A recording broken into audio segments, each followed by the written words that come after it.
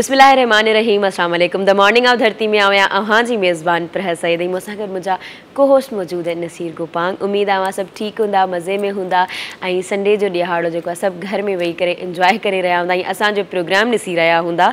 ऐं अॼु जेको आहे जी त असांजी कमिटमेंट थियल आहे त तव्हां सां डिफरेंट इशूज़ ते ॻाल्हाईंदासीं, डिफरेंट इशूज़ जे आगाह कंदासीं। त अॼु तव्हां ॿुधायो कहिड़ो इशू खणी आया आहियो? अच्छा, डिफरेंट तो कोन्हे को, जेकर ॾिठो वञे त उहो ई हूंदा आहिनि, अपडेट कंदा रहंदा आहियूं मुख़्तलिफ़ इशूज़ जे हवाले सां। सो गुज़िरियल प्रोग्राम में पाण ॻाल्हि ॿोल कईसीं अदब जो नोबेल इनाम जे हवाले सां, चाहियां पिया त उन ते पाण थोरो जेकर ॻाल्हायूं त हाणे तमामु घणो इंतज़ारु हूंदो आहे सॼी दुनिया खे त ॾिसूं त हिन साल जो जेको अमन जो इनाम आहे, नोबेल पीस प्राइज़ जेको आहे, उहो कंहिंखे थो मिले। सो उनजो बि ऐलान थी चुको गुज़िरियल ॾींहुं ई, ऐं उन जे हवाले सां ॿुधाईंदा हलूं त 2021 जो जेको अमन जो नोबेल इनाम आहे उहो ॿिनि सहाफ़ियुनि खे ॾिनो वियो आहे, जेका असांजे लाइ प्राउड जी ॻाल्हि आहे, छाकाणि त असांजे ई लॾे मंझां आहिनि, जिते आंदे बि आहिनि, पर लॾो त पंहिंजो ई आहे न। सो ॿिनि सहाफ़ियुनि खे नोबेल जो जेको पीस प्राइज़ मिलियो आहे, हिकिड़ी जो तालिक़ बल्कि फिलिपाइंस आहे, मारिया रीशा जंहिंजो नालो ॿुधाए पियो, ऐं ॿियो रूस जो सहाफ़ी आहे दमत्री मिरातोफ। ही हिकिड़ो रशियन जर्नलिस्ट आहे ऐं ॿी फिलिपाइन जी जर्नलिस्ट आहे, ऐं उन्हनि खे आज़ादी सहाफ़त ऐं इज़हार राय जी आज़ादी जे हवाले सां मुसलसल जेका आहे स्ट्रगल करण ते हिन साल नोबेल जो अमन जेको इनाम आहे उहो मिलियो आहे, जेका हिकिड़ी सुठी ॻाल्हि आहे। ऐं गुज़िरियल ॾींहुं पंहिंजे नाज़रीन खे ॿुधायोसीं त लिटरेचर जो जेको एवॉर्ड आहे उहो मिलियो हो तंज़ानिया सां तालुक़ु रखंदड़ जेके नाविल निगार आहिनि ऐं डिघे अरसे खां बरतानिया में रहनि पिया था, अब्दुल रज़ाक जेके आहिनि, उन्हनि खे मिलियो हो। ऐं उन सां गॾु क्रिकेट जे हवाले सां बि हिकिड़ी अपडेट आहे, उहा शेयर कंदासीं, पर अव्हां बि जेकॾहिं कुझु शेयर करणु चाहियो त। जी जी बिल्कुलु, ऐं तमामु बहितरीनु आहे त वुमेन खे बि मिलियो आहे, वुमेन एम्पावर्ड थी आहे हिन सां। अच्छा, जेकॾहिं आउं ॿुधायां जेको मूं वटि इशू आहे उहो तमामु चई सघां थी ॾाढो इंट्रस्टिंग आहे, ऐं बल्कि इशू न आहे, सॉल्यूशन आहे। सॉल्यूशन जेकॾहिं चवां था त एंड्रॉइड जेको आहे एप्लीकेशन हिकिड़ी खोली आहे, जंहिंमें जेके बि माज़ूर आहिनि, असां जेकॾहिं घणो करे यूज़ करियूं था, व्हाट्सअप करियूं था, असां ज़्यादातर वॉइस मैसेजिस यूज़ कंदा आहियूं या असां टाइपिंग करे कंदा आहियूं, पर जेके माण्हू गूंगा आहिनि, नथा ॻाल्हाए सघनि या लिखी नथा सघनि, माज़ूर आहिनि, त उन्हनि लाइ जेको आहे एंड्रॉइड हिकिड़ी तमामु बहितरीनु एप्लीकेशन आंदी आहे। एंड्रॉइड में पाण में ख़ुदि में हिकिड़ो अहिड़ो फंक्शन उन्हनि आंदो आहे जंहिंमें तव्हां इशारनि सां, पंहिंजे स्माइल सां, पंहिंजी अखियुनि जी हरकतुनि सां जेको आहे उहो मोबाइल खे हलाए सघो था। ऐं जेको बि तव्हांजी अखियुनि जी हरकत जो हूंदो, अगरि तव्हांखे क्लिक करिणो आहे, तव्हांजी अखियुनि जी हरकत सां उहो पाणे बटण जेको आहे उहो क्लिक थी वेंदो, ऐं माज़ूर इंसान जेके आहिनि उहे बि हाणे मोबाइल यूज़ करे सघनि था। ऐं उन खां अलावा इहो बि आहे त तव्हां जेकॾहिं मुस्कुराईंदा ऐं गुस्सो कंदा त उन में बि जेको आहे हुनखे सभु शयूं मिलंदियूं वेंदियूं, ऐं हू जेको आहे उन शइ खे एडॉप्ट करे ऐं फंक्शन परफॉर्म कंदो वेंदो। ऐं इहो जेको आहे पॉसिबल ईअं थियो आहे त उनमें मशीन लर्निंग जो जेको आहे न उहो हिकिड़ो फैक्टर विधो वियो आहे। मशीन लर्निंग जेका आहे उहो इंसान जे एक्शन्स खे कैच कंदी आहे ऐं उन ते कमु करणु शुरू कंदी आहे। त उनमें एंड्रॉइड ऐप में ऐं एंड्रॉइड इटसेल्फ में इहा शइ विधी वई आहे, जंहिंसां जेके बि माज़ूर आहिनि उहे हाणे आसानी सां जेको आहे उहो एप्लीकेशन खे यूज़ करे सघनि था। ज़बरदस्त। ऐं इहो आहे IT जो इनकलाब, ऐं जदीद दुनिया केॾांहुं वञे पई, सोचे सघो था अव्हां। ऐं असां बि बार बार नौजवाननि खे चवंदा आहियूं त जेतिरो थी सघे हिन फील्ड में अचो। फ्यूचर जी दुनिया इहा ई आहे, साइंस ऐं टेक्नोलॉजी जेका दुनिया आहे उहा ई ॾींहुं ब ॾींहुं जेका आहे उहा तरक़ी करे पई। ऐं हिते क्रिकेट जे हवाले सां जीअं मूं अव्हांखे ॿुधायो त 17 अक्टूबर खां वेंदे 14 नवंबर ताईं जेका आहे T20 वर्ल्ड कप जेका T20 वर्ल्ड कप थियणु वञे पियो, ऐं उन लाइ पाकिस्तानी क्रिकेट टीम जेका आहे, स्क्वाड जेको आहे 15 रुकनी, उनजो जेको आहे उहो ऐलान कयो वियो आहे। ऐं अव्हांखे ॿुधाईंदा हलो त कप्तान बाबर आज़म हूंदो हिन जो, उनखे बरक़रार रखियो वियो आहे। सीनियर रांदीगर जेके आहिनि शादाब खान, उहे बि हिन टीम जो हिसो हूंदा। ॿ जेके तब्दीलियूं कयूं वियूं आहिनि, आज़म खान ऐं मोहम्मद हसनैन जेके आहिनि उन्हनि खे ड्रॉप कयो वियो आहे, उन जी जॻह ते सरफराज़ अहमद ऐं हैदर अली, उन्हनि ॿिन्ही खे जेको आहे सो उहो टीम में खयो वियो आहे। ऐं इते ई अव्हांखे ॿुधाईंदा हलूं त हीउ जेको T20 टूर्नामेंट थियणु वञे पियो 17 अक्टूबर खां, उन में पाकिस्तान जो जेको पहिरियों मैच आहे उहो ई जेको रिवायती हरीफ़ आहे भारत, उन सां उनजो पहिरियों मैच थींदो हिन महीने जी 24 तारीख़ ते, 24 अक्टूबर ते पाकिस्तान ऐं भारत जे क्रिकेट टीमनि विच में मुतहिदा अरब इमारात में ही पूरो जेका पूरी सीरीज़ आहे उहा थिए पई उते। ऐं उते पाकिस्तान जो ऐं भारत जो मैच थींदो 24 तारीख़ ते। 26 तारीख़ जो पाकिस्तान जो मुक़ाबिलो थींदो न्यूज़ीलैंड सां। न्यूज़ीलैंड जी टीम जेका हिते आई वरी वापसि मोटी वई, मैच न थी सघिया, सो उहो मैच असांखे ॾिसण जे लाइ मिलंदो T20 वर्ल्ड कप दौरान। ऐं 29 अक्टूबर ते अफ़गानिस्तान सां असांजो मैच थींदो पाकिस्तान जो, ऐं 14 नवंबर ते हिन टूर्नामेंट जो आहे फाइनल। ऐं जेका टीम जेके 2 टीमूं जेके हूंदियूं परफॉर्म करे सॼे टूर्नामेंट मां ईंदियूं फाइनल में, उहो असीं ॾिसी सघंदासीं 14 नवंबर ते। तमामु बहितरीनु इहो असांजी हिकिड़ो क्रिकेट टीम लाइ बि हिकिड़ी गुड न्यूज़ आहे त असां वटि मैचूं जेके आहिनि लास्ट टाइम चयोसीं त इहो जेको मैदान आहे उहो वीरान पियो थिए पर इहा ॻाल्हि सुठी आहे त हिन मैदान खे वीरान थियणु न ॾिनो असां वटि उहे ई मैदान हूंदा मतिलबु अरब इमारात में पिया थियनि न असांजा मैदान स्टिल जेके आहिनि उहे वीरान ई आहिनि न छो न्यूज़ीलैंड वारा अचनि था न वरी रीशेड्यूल कनि था बिल्कुलु हा नेक्स्ट वीक उन्हनि जो बि रीशेड्यूल कनि था त असांजो जेको मैदान आहे उहो वीरान न रहंदो इनशाला। अच्छा उनखां अलावा अॼु तव्हां चयो त साइंस ऐं टेक्नोलॉजी ग्रो कोन कंदी तेसि ताईं को बि कमु कोन थी सघंदो त बिल्कुलु आउं तव्हांखे हिकिड़ी रिपोर्ट ॿुधायां त डॉक्टर आरिफ अलवी साहब जेके आहिनि उहे लॉन्च कनि पिया साइंस टेक्नोलॉजी इंजीनियरिंग ऐं मैथामेटिक्स ते जेके अगरि असां पूरो पढ़ूं त स्टेम नालो आहे उन प्रोग्राम जो जेके हायर सेकेंडरी एजुकेशनल इंस्टीट्यूशन्स आहिनि उनमें इंट्रोड्यूस करायो वेंदो जंहिंमें तव्हांखे 5 क्लास खां वठी 12 ग्रेड ताईं जेको आहे उहो प्रोग्राम लॉन्च कयो वेंदो ऐं उन प्रोग्राम में इहो आहे त तव्हांखे सिलेक्ट तव्हांजी एबिलिटीज़ जे बेसिस ते ऐं तव्हांजे टैलेंट जे बेसिस ते जेके स्टूडेंट्स हुते हूंदा उन्हनि जे टैलेंट ऐं जी एबिलिटी जे बेसिस ते उनजी सिलेक्शन कई वेंदी ऐं उनखां अलावा जेके असांजा आहिनि इंफॉर्मेशन मिनिस्टर फवाद चौधरी साहब उन्हनि चयो त उन्हनि हिकिड़ो प्रोग्राम खोलियो आहे गेम चेंजर जे नाले सां जेको साइंस ऐं टेक्नोलॉजी सां ई रिलेटेड आहे ऐं पाण वटि बि जेको हो इन्हनि वटि पोर्टफोलियो हो साइंस ऐं टेक्नोलॉजी जो त उन्हनि बि जेको आहे हिकिड़ो प्रोग्राम हो जंहिंजो नालो हो गेम चेंजर उन्हनि चयो त तमामु ख़ूबसूरत ॻाल्हि उन्हनि चई त इहो इन जो नालो गेम चेंजर इन लाइ रखियो वियो आहे त गेम चेंज तेसि ताईं न थींदी जेसि ताईं गवर्नमेंट जेको आहे इट सेल्फ स्कूल्स में साइंस ऐं टेक्नोलॉजी ते कमु न कंदी ऐं उन्हनि खे जेको आहे उहो मॉनिटराइज़ न कंदी हूं त कमर्शियल या प्राइवेटली कमु थिए पियो पर जेकॾहिं गवर्नमेंट स्कूल्स में उन शइ खे मॉनिटराइज़ गवर्नमेंट पाण कंदी त उनमें इम्प्रूवमेंट ज़रूरु ईंदा। ज़बरदस्त ऐं गॾोगॾु इंट्रो में ई अॼु असां चाहियूं था तव्हांखे ॿुधाईंदा हलूं अॼु जे जेके असांजा महिमान आहिनि हिन प्रोग्राम में 3 महिमान शख़्सियतूं हूंदियूं मुख़्तलिफ़ वक़्तनि ते असांखे जॉइन कंदियूं टई जेके आहिनि असांजे लाइ उत्साह जो सबबु आहिनि ऐं जीअं असीं बार बार चऊं पिया औरतुनि जी जेका आहे एम्पावरमेंट उन्हनि खे कजे एम्पावर कजे उन्हनि खे अॻियां आणिजे उन्हनि जे लाइ उत्साह जो सबबु बणिजे उन्हनि जे लाइ राहूं खोलजनि सो अहिड़ा ई 3 किरदार अॼु असां सां गॾु हूंदा ऐं यकीननि उन्हनि सां जॾहिं अव्हांजी मुलाक़ात थींदी त अव्हांखे बि प्राउड फील थींदो त सिंधी जूं न्याणियूं किथे किथे जेके आहिनि पाण मञाइनि पियूं थियूं सो कुझु ई घड़ियुनि खां पोइ उन्हनि सां अव्हांजी मुलाक़ात बि कराईंदासीं पर हिते वक़्तु थिए पियो अॼु जेका आहे टॉप स्टोरीज़ तां ईंदासीं ऐं वापसि ईंदासीं पोइ पहिरीं महिमान शख़्सियत सां मुलाक़ात थींदी उनखां पोइ कुझु सेगमेंट ईंदा वरी पोइ 2 ॿियूं महिमान शख़्सियतूं जेके आहिनि उन्हनि सां अव्हांजी कराईंदासीं मुलाक़ात पर टॉप स्टोरीज़ खां पोइ।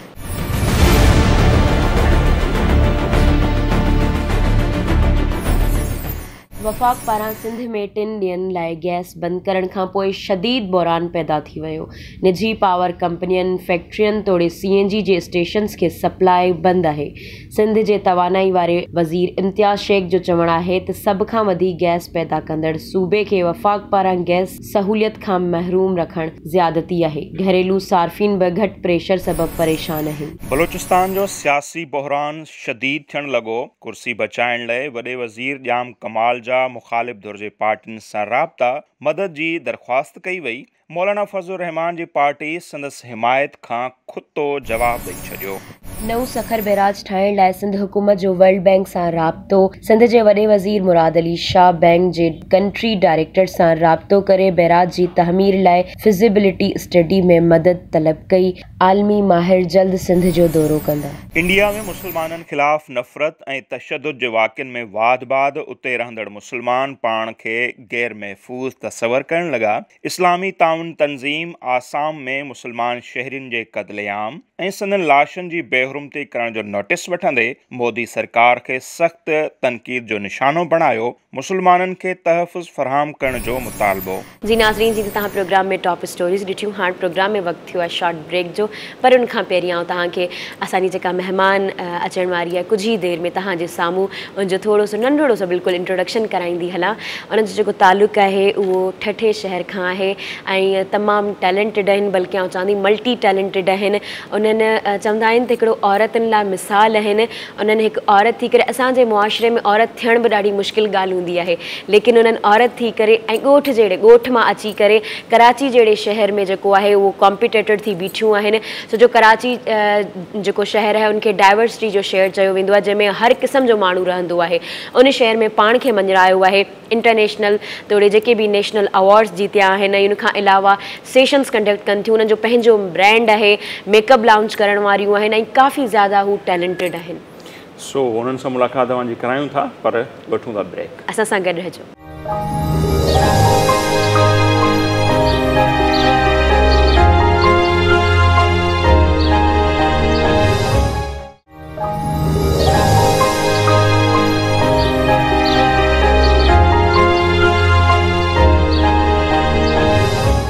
वेलकम बैक नाज़रीन।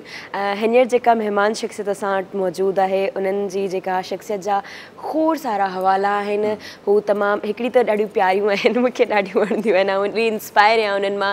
हुनजो जेको फैशन जो सेंस आहे या मेकअप जो आहे त तमामु, ऐं उनखां सभिनी खां वॾी ॻाल्हि त हुनजो जेको तालुक़ु आहे उहो सिंध जे शहर ठठे सां आहे।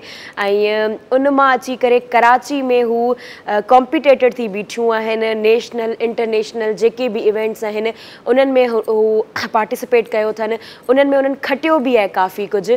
ऐं उनखां अलावा हू उन्हनि जो जेको पंहिंजो ख़ुदि जो ब्रांड आहे जंहिंजो नालो आहे हाई कलेक्शन, ऐं उहो उन्हनि जेको आहे मेकअप ते बि कमु करे रहियूं आहिनि। ऐं उनखां अलावा हू पाण सुठियूं स्पीकर बि आहिनि, सेशन्स बि कंडक्ट कंदियूं आहिनि ऐं सुठी शख़्सियत बि आहिनि, सुठा इंसान बि आहिनि। असां सां गॾु जेके मौजूदु आहिनि हिना इमरान साहिबा। अस्सलाम वालेकुम। वालेकुम अस्सलाम। पहिरियां त तव्हांजो जेको आहे ऐं भलीकार चवंदसि ऐं महिरबानी कंदसि त तव्हां असां वटि आया, तव्हां टाइम कढी आया। तव्हां वटि टाइम मिली घटि हूंदो आहे, तव्हांजी पंहिंजो जेको आहे बिज़नेस आहे, तव्हां उनमें मसरूफ़ हूंदा आहियो। सो थैंक यू सो मच अचण लाइ असां। Thank you so much. मुंहिंजी तरफ़ां बि तव्हांखे थैंक यू। तव्हां एॾो सुठो इंट्रोडक्शन मुंहिंजे लाइ ॾिनो ऐं मूंखे ॾाढी ख़ुशी थी, तव्हां एॾी मोहबत सां मूंखे वेलकम कयो। न तव्हां डिज़र्विंग आहियो, छो जो असांजी जेको आहे उहो न्याणियुनि खे हथु ॾियणु लाज़िम हूंदो आहे। ऐं असांजूं जेकॾहिं न्याणियूं उहे बि ॻोठनि साइड जी जेके न्याणियूं अचनि ऐं उहे कराची में अची करे कॉम्पिटिशन ऐं कॉम्पिटेटेड थी अची करे खेॾनि, त उहो त मतिलबु वेल डन, रियली बिल्कुलु एप्रिसिएशन ॾियण बि घुरिजे उन्हनि खे, हर तरफ़ खां एप्रिसिएशन ॾियणु खपे। अच्छा, जेकॾहिं असां तव्हांजी लाइफ जी जर्नी ते ॻाल्हायूं त तव्हां पंहिंजी लाइफ जी जर्नी खे थोरो ॿुधाइजो असांखे। मूं 6 साल पहिरीं इहो कमु स्टार्ट कयो। बेसिकली 14 इयर्स थिया आहिनि मुंहिंजी शादी खे, 14 साल थिया आहिनि, मूंखे 2 ॿार आहिनि। 6 साल पहिरीं मां इहो कमु स्टार्ट कयो। कंदे कंदे इनिशियली जॾहिं मूंखे इलाही क्राइसिस बि आया, इलाही चीज़ूं फेस करणु बि ज़ाहिर सी ॻाल्हि आहे की का बि शइ इंसान ख़ुदि सिखियल कोन हूंदो आहे, मतिलबु सिखी ट्राई टिल सक्सेस। त मूं हिन कम खे स्टार्ट वरितो। जॾहिं स्टार्ट वरितो त मूंखे बिल्कुलु बि सम्झ में न आयो त मां कीअं कमु करियां कीअं न। पोइ कुझु ग़लतियूं बि थियूं, कुझु सुठी बि ॻाल्हि थियूं, काफ़ी चीज़ूं इंसान एक्सपीरियंस बि वरितो। वो थींदे थींदे काफ़ी चीज़ूं सिखी वईसि मां। पोइ हिन खां अॻियां जीअं वधंदी वियसि, काफ़ी चीज़ूं मुंहिंजा फैमिली मूंखे इलाही सपोर्ट कयो, मुंहिंजे ॿारनि मूंखे मूंसां कोऑपरेट कयो, तॾहिं आउं अॻियां वधियसि। वरना त without family we are nothing न, पाण नथा करे सघूं। जॾहिं फैमिली सपोर्ट न हूंदो, जेको फर्स्ट स्टेप आहे उहो फैमिली सपोर्ट आहे। जेसि ताईं उहो सपोर्ट कोन कंदा पाण अॻियां नथा वधी सघूं। ऐं जेकॾहिं असां हाणे तव्हांजे ब्रांड ते अचूं, ब्रांड जी जर्नी ते अचूं, त मूं त नालो ॿुधायो आहे, पर तव्हांजो ऑफिशियली नालो ॿुधायो। उनखां अलावा कहिड़े कहिड़े प्लेटफॉर्म ते मौजूदु आहियो, तव्हांजो ऑनलाइन आहे या पंहिंजी का बुटीक वग़ैरह खुलियल आहे, उनजे बारे में बि थोरो ब्रीफिंग ॾेई छॾिजो। बेसिकली ही जेको नालो हो, जॾहिं मूं पंहिंजो ब्रांड खोलियो त मूं पहिरीं इहो सोचियो को ऑथेंटिक नालो रखां। ज़ाहिर आहे को जैपनीज़ नालो हूंदा आहे, कॾहिं कुझु को नालो रखंदा आहियूं, कॾहिं कुझु नालो रखंदा आहियूं। पर इनिशियली जॾहिं मूं चयो यार मुंहिंजी आइडेंटिफिकेशन आहे त पंहिंजे नाले सां छो न खोलियां, त बेसिकली हिन जो नालो आहे high collection. High means HI, H for Hina, I for Imran. Imran is my husband. त इन वजह सां असां कॉम्बिनेशन आहे, असांजो केमिस्ट्री, असांजी बॉन्डिंग सॼी हिन चीज़ खां असांजी शुरू थी वई। पोइ असां इहो कमु स्टार्ट कयो न, त इन जे असांजी जर्नी हीअ थी वई की इनिशियली मां एग्ज़िबिशन्स कयूं, काफ़ी चीज़ूं मां प्रोडक्ट ठाहिया, काफ़ी चीज़ूं मुंहिंजी सेल थियूं। पोइ इलाही क्राइसिस बि आया, मतिलबु जैसे कोविड आयो 2 साल पहिरीं मां कोविड में आयो, त कोविड में इहे चीज़ूं फेस करणियूं पियूं। पर ऑनलाइन जो जेको दौर आहे उन में इहे असांजी बेनिफिट्स थी वियूं की असांजा एक्सपेंडिचर्स ख़तमु थी विया। जीअं रेंट शॉप जो रेंट, एसेसरीज़ जो रेंट, ईच एंड एवरीथिंग जो रेंट जेको असांजो स्टॉप थी वियो। ऑनलाइन मार्केटिंग वधंदी वई तव्हांखे ख़ुदि ई माण्हुनि अप्रोच कयो। अगरि तव्हांजी क्वालिटी सुठी आहे, तव्हांजी क्वांटिटी सुठी आहे, त हू जेके तव्हांजे जेका माण्हू आहिनि न तव्हांखां ख़ुदि अप्रोच कंदा आहिनि। ऐं सभिनि खां बहितर चीज़ इहा आहे की तव्हांजो इख़लाक़ एॾो हुजे, की एॾो सुठो हुजे की हर माण्हू इंस्पायर थी तव्हां ख़ुदि अचे ऐं तव्हांजी क्वालिटी मतिलबु इन्हनि चीज़ुनि जो इलाही फ़ाइदो मतिलबु इफेक्शन पड़े थो चीज़ुनि खे न। पुछो तव्हां वरी माइंड कंदा दिलि में न कयो। ॿ छोकिरियूं वेठियूं पाण में लॻियूं पियूं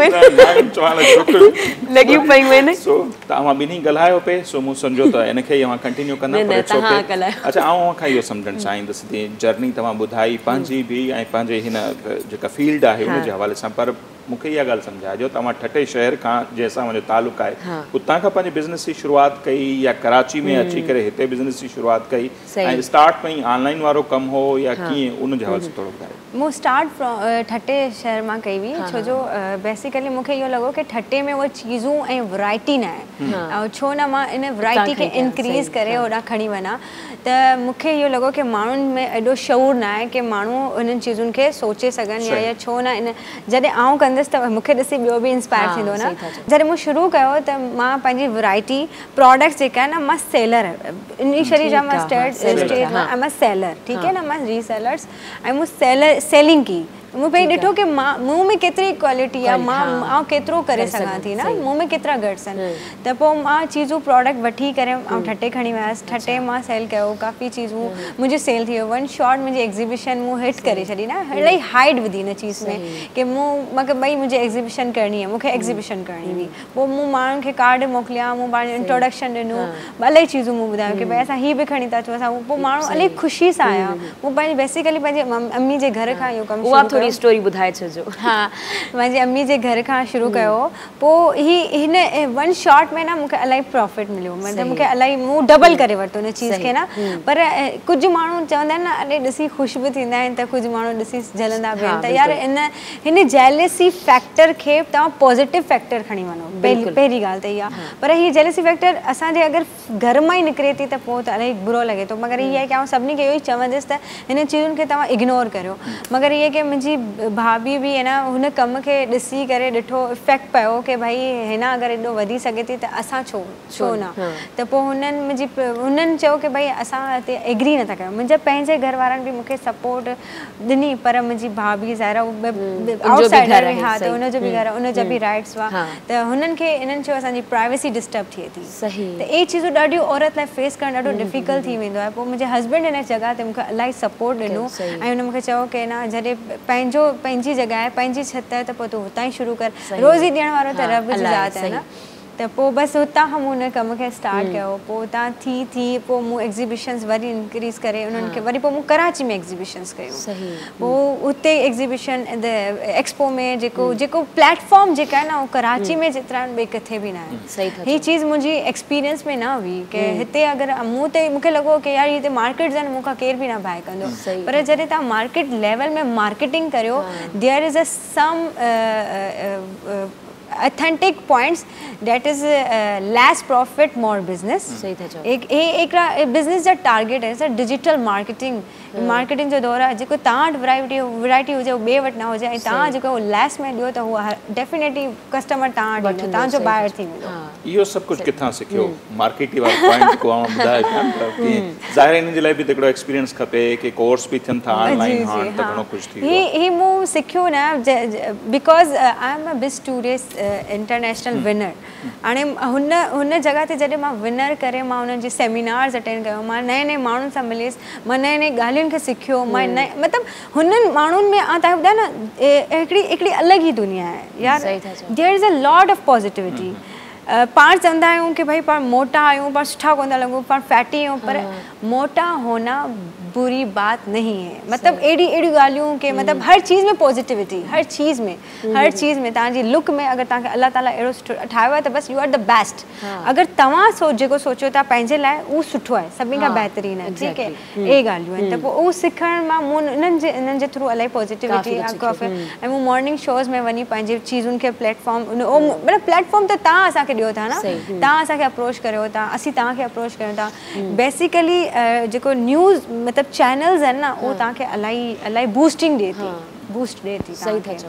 अच्छा मां तॾहिं फील न कंदो आहियां मां मोटो आहियां। सीरियसली वाकई मां ये कल ही ॻाल्हि सिखी आहे, मां कल ही ॻाल्हि ये सिखी हुई कि मोटा होना बुरी बात नहीं है, देयर इज अ ब्यूटी, इतनी खूबसूरत है। अगर तव्हां पाण खे ख़ुशि रखणु चाहिंदा न, पाण जो वधीक मैटर कंदो, असां पाण जंहिंमें ख़ुशि आहियूं, असां कंफर्टेबल आहियूं, अगलो तव्हांखे कुझु बि डिडंट केयर डजंट मैटर। हा बिल्कुल सही था चओ। बिस टुडे जो ज़िक्र कयो न, उन खां सिवा ॿिया कहिड़ा प्लेटफॉर्म जिते अव्हां आया या जितां खां अव्हांखे उत्साह मिलियो, हिम्मत मिली, यस वी कैन या आई कैन या असीं करे सघूं था?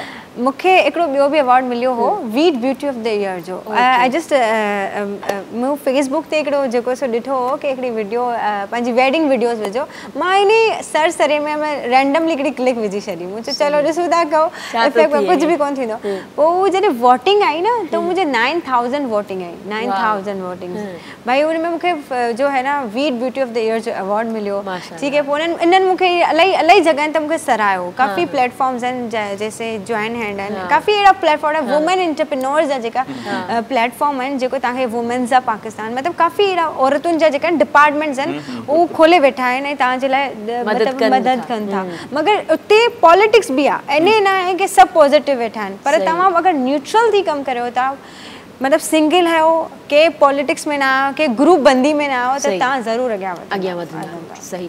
अच्छा तव्हां मूंखे ॿुधाइजो त जीअं तव्हांखां मूं पहिरीं बि पुछो पर तव्हांखां मिस थियो, त तव्हांजो जेको ब्रांड आहे फेसबुक ते कहिड़े नाले सां आहे, ताकी जेके असांजा व्यूअर ॾिसी रहिया आहिनि उन्हनि खे काश घुराइणी हुजे तव्हां खां, त कीअं घुराइनि, कहिड़े पेज ते, इंस्टाग्राम या Facebook? Facebook, Instagram, Snapchat, Twitter, इन्हनि सभिनी ते असांजो जेको आहे ब्रांड आहे हाई कलेक्शन जे नाले सां। हाई कलेक्शन जे नाले सां हाई कलेक्शन जो पेज आहे, उते ई तव्हांखे स्क्रीन ते तव्हांजो असांजो नंबर बि आहे, और जेको बि अप्रोच करणु चाहे त उहो डेफिनेटली असांखे लाइव सेशंस बि कंदी आहे। हाँ, ड्रेसिंग वगैरह उते ही अपलोड वगैरह कंदा आहियो? ड्रेसिस आहिनि ऐं अन करे मुंहिंजो कॉस्मेटिक बि लॉन्च थियण वारो आहे, पोइ मां तव्हांखे ज़रूरु इंट्रोड्यूस कराईंदसि।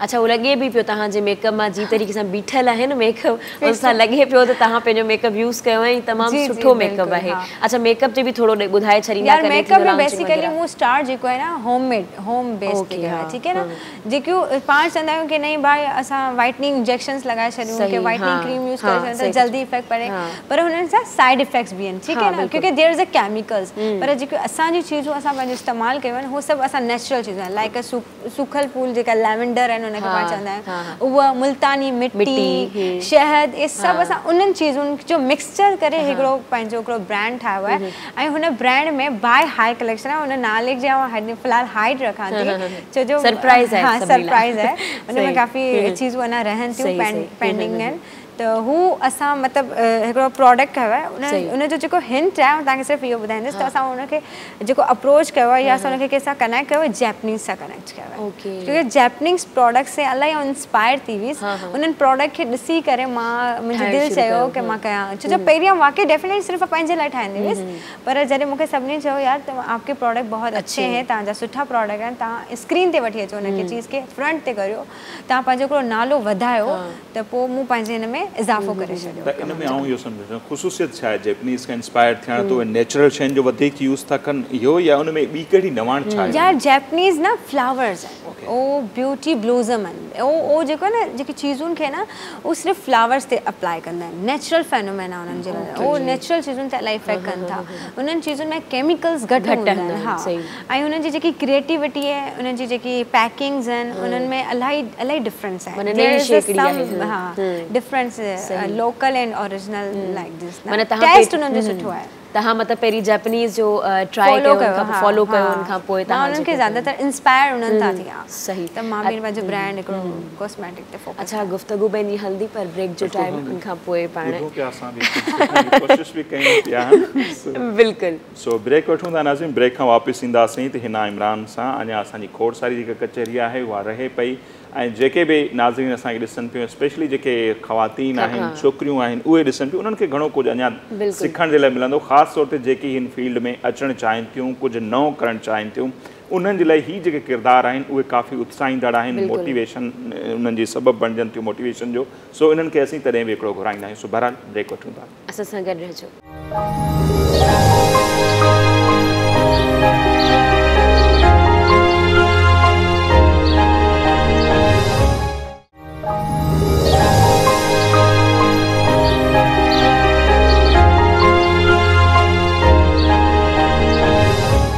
वेलकम बैक नाज़रीन। असां सां गॾु हिना इमरान साहिबा मौजूदु आहिनि ऐं जेके आहिनि उहे ब्रांड जूं मालिक आहिनि। हाई कलेक्शन जो नालो आहे। हींअर मेकअप बि लॉन्च करण वारियूं आहिनि, त उन्हनि सां ई असांजी गुफ़्तगू हली रही हुई। उन्हनि खां हाणे पुछूं था त तव्हां जेको आहे उहो इंस्पायर कंहिंखां थिया हुआ? माण्हू इंस्पायर थी करे पंहिंजी ब्रांडिंग खोलींदो आहे या कुझु बि जेको बि कमु कंदो आहे इंस्पायर थी करे खोलींदो आहे। केरु पुठियां मोटिवेशन हूंदो ई हूंदो आहे। तव्हांजे पुठियां केरु मोटिवेशन हो? कंहिंखे तव्हां ॾिसी करे इंस्पायर थिया? इंस्पायर कंहिंखां बि न ज़रूरत इजाज़त जी मां आहे। सही मूंखे लॻो तव्हां कुझु उन ते ॿुधाईंदा घणो, पर जीअं हिननि मेकअप जो ज़िक्र कयो त इहो माना असीं हाणे उमेद रखी सघूं था जॾहिं हाई कलेक्शन जो मेकअप ईंदो त असांजो मेकअप बि सुठो थी वेंदो। उमेद कयूं पाण? बिल्कुलु उमेद कंदासीं। असांजो मेकअप अहिड़ो मेकअप थियणु खपे जहिड़ो हिननि जो थियल आहे। अहिड़ो मेकअप हा मतिलबु मुंहिंजो ई अहिड़ो मेकअप थियणु खपे मुंहिंजो बि तव्हांजे मेकअप सां। बिल्कुलु। अच्छा, जेकॾहिं असां तव्हां खां पुछूं त असांजी जेका कोरोना वायरस केला त चवंदा आहिनि ज़हमत थी आहे, केला फ़ाइदेमंद बि थी आहे। ऑनलाइन जी तरफ़ माण्हू घणा हलिया विया आहिनि, त जेके असांजी मार्केट्स आहिनि उनखे केतिरो धचको लॻो आहे ऑनलाइन बिज़नेस सां? काफ़ी झटको लॻो आहे। हद खां ज़्यादा काफ़ी बिज़नेस डाउन थी विया ऐं सफ़ा मतिलबु बिल्कुलु उन्हनि जा स्टॉप थी विया बिज़नेस। मगर जिन खे सेंस न आहे न मतिलबु ऑनलाइन शॉपिंग करण जो या ऑनलाइन हलाइण जो, उहो इलाही तकलीफ़ में हुआ। टू बी ऑनेस्टली मुंहिंजो हस्बैंड बि इज़ अ बिज़नेस मैन ऐं हुनजो बि हिकिड़ो शॉप हो मतिलबु आहे, त हुनखे बि ॾाढा क्राइसिस फेस करणा पिया। बल्कि सम टाइम्स इन लॻंदो हो की मुंहिंजे तरफ़ां घरु हले पियो, माना मुंहिंजी अर्निंग मां घरु हले पियो। हीअ त ख़ुदा जा एहसान आहिनि जो असांजो जेको आहे ऑनलाइन बिज़नेस पहिरीं खां स्टार्ट हो, वरना असां बि ॾाढा क्राइसिस में अची वञूं हा। इहे इलाही इफेक्ट पियो आहे, हर फैमिली में इफेक्ट पियो आहे, हर ॿारनि में इफेक्ट पियो। हीअ सफ़ा इंसान खे कुझु माण्हुनि खे त वीचारनि खे डिस्ट्रॉय करे छॾियो हिन बिज़नेस खे। मुंहिंजो इहो आहे त जेके ॾिसो न असां जेके माण्हू हूंदा आहिनि जेके ख़वातीन खे न उत्साहींदा आहिनि त हू कुझु कनि, सो उन्हनि काफ़ी भोॻियो हूंदो। मीन्स के जेकॾहिं ॿई माण्हू कनि था, दुनिया सॼी में इहो हले थो त पोइ घर हलाइण में काफ़ी आसानी थिए थी।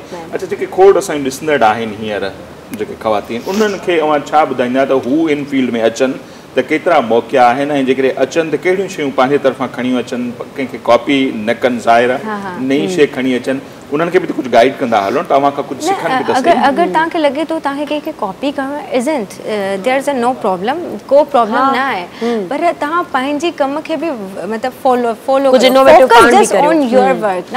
ॿिए जे वर्क खां सुठो तव्हां पंहिंजे घर मतिलबु कम में जेको ज़्यादा फोकस कंदा न, उहो ॿिए में किथे फोकस न थींदो। ठीकु आहे। ऐं हुननि खे इहो ई आउं चवंदसि त जीअं तरह आउं अॻियां वधियसि ऐं असांजो बि केरु हथु जलियो त तव्हांजो बि असां जहिड़ा ई को हथु जलींदा न। सपोर्टिंग पावर ॾाढो आहे हिते हिन फील्ड में। औरत खे सपोर्ट बि करे थी। अगर औरत खे कटे थी त उनखे सपोर्ट बि करे थी। इनिशियली हू पंहिंजा नंबर बि वधाइण लाइ इहो कमु करे थी। अरे इन कोन्हे, पर तव्हांखे अगरि किथे बि अप्रोच करिणो आहे, कंहिंखे अप्रोच करिणो आहे, ऐं मूंखां बि इलाही सुठियूं मायूं वेठियूं आहिनि जेके हिकु ॿियनि जी हेल्प कनि थियूं। ठीकु आहे न। असांजो नालो बिल्कुलु पब्लिक पोस्ट ते आहे, कॾहिं बि का हेल्प खपे त तव्हांजा जेका न काफ़ी ग्रुप्स आहिनि, तव्हां उन्हनि में जॉइन करियो, उन्हनि खे इंस्पायर करियो। ग्रुप्स जा नाला थोरो ॿुधाईंदा? यार हिकिड़ो वुमेन्स ऑफ पाकिस्तान आहे, बेस्ट सेलिंग अवॉर्ड आहे, मतिलबु ॾाढो बेस्ट आहे। हिन दौर में वुमेन्स जी सेलिंग जेका आहे, जेन्युइन बायर्स वेठा आहिनि उते। मूंखे इलाही माण्हू उते अप्रोच कयो न, ऐं सही बायर्स मिलिया, किथे डिफेंस जा मिलिया, के किथां जा मिलिया, के पंजाब जा मिलिया। पर यार एडवांस पेमेंट, तव्हां पहिरीं एडवांस पेमेंट में कमु करियो। फोकस ये कैश ऑन डिलीवरी ही कमु छॾे ॾियो बाबा। हिननि कमनि में कुझु बि न आहे। 10 ॾींहंनि खां पोइ हू छा फ़ाइदो हुननि जो आहे, फ़ाइदो हो खणनि था, असां नथा खणूं, असां वटि त पेमेंट्स नथियूं अचनि न। त हिननि चीज़ुनि में तव्हां माण्हुनि खे एॾो पाण ॾांहुं रुजू करे छॾियो की हू बसि तव्हां ते ट्रस्ट करे छॾनि। तव्हांजो ट्रस्ट लेवल बिल्डअप हुजणु खपे, पोइ तव्हांजो कमु जेको बिज़नेस में ग्रो अप थिए थो न, उहो ॿियो केर बि रोके नथो सघे। अच्छा, तव्हां मेकअप रूम में मूंखे जेका स्टोरी ॿुधाई पे त हिकिड़ी जेका औरत तव्हांखे किथे मिली हुई, पोइ यकीन तव्हांजो जेको कस्टमर्स ते जेको तव्हांजो यकीन कनि था, उहा थोरी ॿुधाइजो। यार बेसिकली न मां बट हिन टाइम ते जॾहिं कोविड आयो त उहो शादी जा ॾाढा दौर आया हुआ। ठीकु आहे। त माण्हुनि वटि इलाही जेको आहे न कमु कोन हो न, की हू कीअं वञनि। अब जेको फैसिलिटीज़ ख़तमु थी वियूं न, शॉप्स बंदि हुयूं। त हिकिड़ी माई मूंखे न हिकिड़ी मार्केट में मिली हुई। मां हुनखे मूंखे हुन लॻी त उहा ॾाढी सुठी माई आहे, त मूं हुनखे नंबर ॾेई छॾियो। ऐं हुनखे ॾाढो मूंखे डपु पियो थियो की हीअ छा आहे, मतिलबु अॼुकल्ह यार फेक जो दौर आहे न, फ्रॉड ई दौर आहे, त माण्हू खे डिॾे बि थो माण्हू खे कमु करण खां पहिरीं। त हुननि मूंखे जॾहिं मां हुनखे नंबर ॾिनो, पोइ हुन मूंखे नंबर ॾिनो, पोइ मूं हुनखे अप्रोच बि कयो। मां हुनखे तस्वीरूं हर चीज़ मोकिलींदी रहियसि। हू मूंखे मतिलबु हुनखे मूंखे इहो हो ई कोन कि यार ही मूंखे वठे या छा, पर ॾिस जॾहिं पैंडेमिक जो डेज़ आया हो न तॾहिं हुनजे पुट जो हो निकाह, त हुन मूंखे पाण अप्रोच कयो त चई यार मुझे ना एक ड्रेस चाहिए, पोइ चई आप ना मेरे घर पे भेज दे, त मूं चयो ठीकु आहे भला मां तोखे घर ते मोकिलियां थी, पर मूं हिकिड़े खां गॾु 3 सूट मोकिले छॾिया, मुंहिंजो जेको तव्हांखे ज़्यादा सुठो लॻे तव्हां हू रखिजो, मूंखे न आहे इशू। पोइ जॾहिं मुंहिंजो डिलीवरी वई हुई हुन माई वटि त हुन उहा एॾी सेटिस्फाई थी, उहा एॾी ख़ुशि थी त हुन हिकिड़े खां 2 ड्रेस रखी छॾिया। ठीकु आहे, तव्हां जेको न पंहिंजे कस्टमर खे पाण वञ पंहिंजे फ़ाइदे में उन रखिया, त पोइ हू उन ॾींहं खां हुनजी सॼे पुट जी भरी तक मूं ठाही, सॼो कमु मूं कयो, शादी कराई हुनजी, मतिलबु पैंडेमिक में मूंखे ॾाढा फ़ाइदा मिलिया। मतिलबु इहो हिकिड़ी ट्रिक आहे त असां ते कीअं था माण्हू यकीन करे सघनि। तव्हांजो main authentic your card, your identification, your social networking, तव्हां कंहिं बि इवेंट में वञो तव्हां कार्ड ज़रूरु डिस्ट्रीब्यूट करो। ठीकु आहे, इलाही माण्हू सुठा बि आहिनि, इलाही माण्हू ख़राबु आहिनि, ग़लति तरीक़े सां बि ब्लॉक करे सघूं था। जेकॾहिं हुनजी ड्रेसुनि जी जेके आहिनि क़ीमतूं उहे बि ज़रूरु असां ॼाणणु चाहींदासीं, असां बि असांजा ॾिसण में किथां खां शुरूआति थिए थी ऐं केसि ताईं उहा क़ीमत वञे थी, त आम माण्हू अफोर्ड करे सघे थो नथो करे सघे, इहो बि त घणो कंफ्यूजन जो तासुर इहो ई हूंदो त ब्रांड आहे तुंहिंजो। यार आउं बेसिकली सिंध जी आहियां, तव्हांखे ख़बर आहे, तव्हां बि सिंध जा आहियो, त असां चवंदासीं असां पंहिंजे सिंध खे प्रमोट कयूं न, त मां हुनखे उन पंहिंजे वर्क में सूसी बि खणी आयसि, ॿधो वॻो बि खणी आयसि, माना उहो वर्क खणी आयसि, गोटे जो कमु खणी आयसि, जेको ॿाहिरि मुल्क खे सराहियो वञे थो। पंहिंजे में एॾी वैल्यू न आहे, पर जॾहिं ॿाहिरि जा माण्हू अप्रोच कनि था न, त मूं पंहिंजे कल्चर खे बि ट्रेडिशन खे बि अॻियां कयो न, त उन में मूं मतिलबु सभिनी खां घटि मां घटि जैसे अजरक आहे, त अॼुकल्ह ब्लॉक प्रिंटिंग जो फैशन आहे, त उन चीज़ खे मूं अञा इंक्रीज़ करे छॾियो, जेकी चीज़ इन मार्केट आहे उहा तव्हां पहिरीं इंक्रीज़ करियो, सही आहे, त पोइ उनखे मूं वधाईंदी वियसि, पर असांजा जेका प्रोडक्ट्स आहिनि न उहे इलाही लेस प्राइज़िस में आहिनि। छो जो मां ख़ुदि बि ॾाढी शौक़ीन आहियां कपिड़े जी, त आउं चाहींदी आहियां त मुंहिंजो जेको अॻिलो माण्हू बि आहे न पंहिंजी ख़्वाहिशात खे मारे न, त असांजो वठी सघे। ऐं समटाइम्स आहे न मुंहिंजी इहा बि हूंदी आहे की आउं पंहिंजे कस्टमर खे जस्ट ॾियां, ज़रूरु हर जॻह माण्हू प्रॉफिट पावर न रखे न, त उहो जॾहिं हिकिड़े दफ़ा 2 दफ़ा उहो जॾहिं तव्हां सां बिल्कुलु सेटिस्फाई थी वेंदो न, पोइ तव्हां हुनखे अॻियां इंक्रीज़ करे सघो था। पोइ मां लेस खां लेस रखंदी आहियां, 1500 to 1800 खां असांजा प्रोडक्ट्स जा मतिलबु आर्टिकल्स स्टार्ट हूंदा आहिनि, ऐं पोइ फर्दर नॉट ग्रो हलंदा। अच्छा, इंटरनेशनली उनखे वरितो वञे थो, पसंदि कयो वञे? ज़्यादा त इंटरनेशनल ई वठियो वञे, त वॾा बायर्स आहिनि जेका बल्क में असांखे अप्रोच कनि पिया हाणे, ऐं हू वठनि पिया ऐं ॿाहिरी मुल्क डबल क़ीमत में विकिणनि पिया। मुंहिंजी पंहिंजी सॻी कज़न आहे, उहा अमेरिका में वठी आहे, उहो मूंखां वठंदी आहे, उहो अॻियां सेल करे छॾी आहे, छो की ॾाढा वणंदा आहिनि उन्हनि खे। अच्छा, तव्हां खां जेके वठनि था ज़्यादातर उहे सेलर वठनि था, क्वांटिटी में वधीक, क्वांटिटी ज़्यादा आहे, हा, त पोइ मां हुन में प्रॉफिट लेस करे छॾियां थी, छो जो मुंहिंजी कैश में घटि खां ज़्यादा वञे पई चीज़, त मूंखे मुंहिंजे लाइ फ़ाइदो आहे न, त मां नई चीज़ खणी ईंदमि, वरी मुंहिंजो कैश जल्दी कैश थी वेंदो। अच्छा, इहा ॻाल्हि वरी हिते बि थींदी हूंदी, त हिते जेके सेलर हुजनि अव्हां खां सामान खयूं, मिसाल तौरु घटि ज़ाहिर क़ीमत ते मिली, अॻिते हू पंहिंजो प्रॉफिट रखी करे सेल करे सघनि था। रीसेलर्स जा रेट अलॻि आहिनि। अच्छा, ये हर मार्केट में या हर डिज़ाइनर या हर के जो हिकिड़ो लॉजिक आहे, ये पंहिंजे सेलर्स खे असां लेस प्राइज़िस ॾींदा आहियूं, ताकी उन्हनि खे बि त अपॉर्चुनिटीज़ मिलनि न, जीअं असांखे मिलियूं, असां बि त इन ई कमु स्टार्ट कयो न। We have don't a minimum, मूं पंहिंजे कम में कॾहिं बि पंहिंजो पैसो न लॻायो। सही था चओ। बेशक मां मेमण न आहियां, पर मूं कॾहिं बि पैसो न लॻायो, कराए महिनत ॾाढी कई, स्ट्रगल ॾाढी कई, मां इलाही चीज़ूं फेस कयूं। इनिशियली मां वटि कुझु सवारी बि न हूंदी हुई, मां ॾाढी तकलीफ़ूं ॾिठियूं, इन कोन्हे की यार इन इहे जॻह ते प्लेटफॉर्म में विहणु वॾी ॻाल्हि आहे, it's a big deal for me की मां हिते वेठी आहियां, पर हिन जॻह ते पहुचण लाइ मूंखे इलाही महिनत बि करणी पई, इलाही कुझु गवायो बि आहे हिन चीज़ुनि खे। बिल्कुलु, तव्हां कारोबार शुरू करण लाइ इहो बि चवंदो, घणनि माण्हुनि ज़हन में ईंदो आहे त वॾो सरमायो हुजे, पैसा जाम हुजनि, केतिरनि पैसनि खां का बि हिकिड़ी जेका औरत घर में वेठी आहे, छोकिरी घर में वेठी आहे, उहो शुरू करे सघे थी, त केतिरा पैसा शुरुआती तौर ते घुर्बल हूंदा आहिनि online business? 10,000, but depend upon your quality, your choosing level, मतलब तव्हांजो जेको लेवल आहे, त तव्हां कहिड़ी चीज़ खे वञी हथु कयो था, तव्हांखे ख़बर पवणु हुजे की तव्हांजे कस्टमर खे छा खपे, उनखे कैश तव्हां के चलो ठीकु आहे, अगरि तव्हां 10,000 जो बि कुझु चीज़ूं वैराइटी वठो, पर हुनखे तव्हांजो इहो पावर हुजे त तव्हांखे सेल कीअं करिणो आहे, हिनखे कैश कीअं करिणो आहे, पोइ अगरि इहो तव्हां कैश करे वरितो न, त पोइ तव्हांजे लाइ इलाही आसान आहे। इहे टेक किथां सिखजंदा आहिनि कि सेल कीअं कजे? मूंखां सिखो। यार ये ॾिसो, बेसिकली मुंहिंजी त मूंखे त ज़रूरत हुई न, मूंखे आई नीड मनी, ठीकु आहे न, मूंखे पैसो, ऐं मुंहिंजे पॉइंट ऑफ व्यूज़ में इहो हो कि पैसो ज़िंदगी जो सुकून आहे, ठीकु आहे मां इन लाइ इहो चयो ॾिसो हिकिड़े चरीअ खे बि त तव्हां 100 रुपया ॾींदा न हुनजो दिमाग़ खुली वेंदो त हुन 100 रुपए खे छा कयां या त उहो वरी चर्च बि वठी वेंदो पर हुनजो दिमाग़ त खुलंदो न त ठीकु आहे त उहो मुंहिंजे दिमाग़ में इहो की भई पैसो दिलि जो कोन मुंहिंजे ॿारनि खे उहो असाइश मां ॾियां जेकी मां ॾिठी ठीकु आहे न मूंखे पैसे जी का शुरू जॾहिं मां नंढी में हुअमि त मुंहिंजे पप्पा मूंखे का शइ जी का नीड न छॾी त मां त हर चीज़ ॾिठी हुई न हल्क ताईं भरियल हो त हाणे उहा चीज़ मां अगरि पंहिंजे ॿारनि खे ॾियणु चाहियां सुठी परवरिश सां गॾु सुठा पहनावो बि त हुजणु खपे। अच्छा तव्हांजी ॻाल्हि खे थोरो एक्सप्लेन कंदी हलां त तव्हां जेका ॻाल्हि चई हुई त पैसो जेको आहे दिलि जी सुकून आहे उहो ईअं हूंदो आहे त असांखे हर किथे माना हर मोड़ ते हर उमिरि ते असांखे अलॻि अलॻि शयुनि जी ज़रूरत हूंदी आहे ऐं उहे ज़रूरतूं असांजो सुकून हूंदियूं आहिनि पोइ उहो पैसो हुजे कंहिं टाइम ते मोहबत हूंदी आहे कंहिं टाइम ते माइट हूंदा आहिनि त अलॻि अलॻि जेके शयूं हूंदियूं आहिनि जेके असांखे ज़रूरत हूंदी आहे हिन दौर में जिते पैसो आहे उते सभु कुझु आहे हिन प्लेटफॉर्म में मूं जॾहिं ॾिठो मूं 6 साल पहिरीं बि मूंखे का अहमियत न हुई हाणे 6 सालनि खां पोइ मां हिन प्लेटफॉर्म ते वेठी आहियां त हर को उथी बि सलाम करे थो त मां चवां पैसो पैसो आहे भाउ मतिलबु without money we are nothing सुठो लॻो तव्हां जेको बि चयो सच चयो सची ॻाल्हि चई हक़ीक़त चई दिलि चई रियलिटी आहे अॼु दौर जी हक़ीक़त ई आहे बताइण की सलाम आहे कपड़ा कायदे आज़म खे सलाम आहे सही था चओ तव्हां बिल्कुलु इहा ॻाल्हि तव्हां पंहिंजे एक्सपीरियंस जे हवाले सां ॿुधायो पिया छो तव्हां इहे शयूं मार्केटिंग वूमेन न मार्केट जे हिसाब सां मां marketing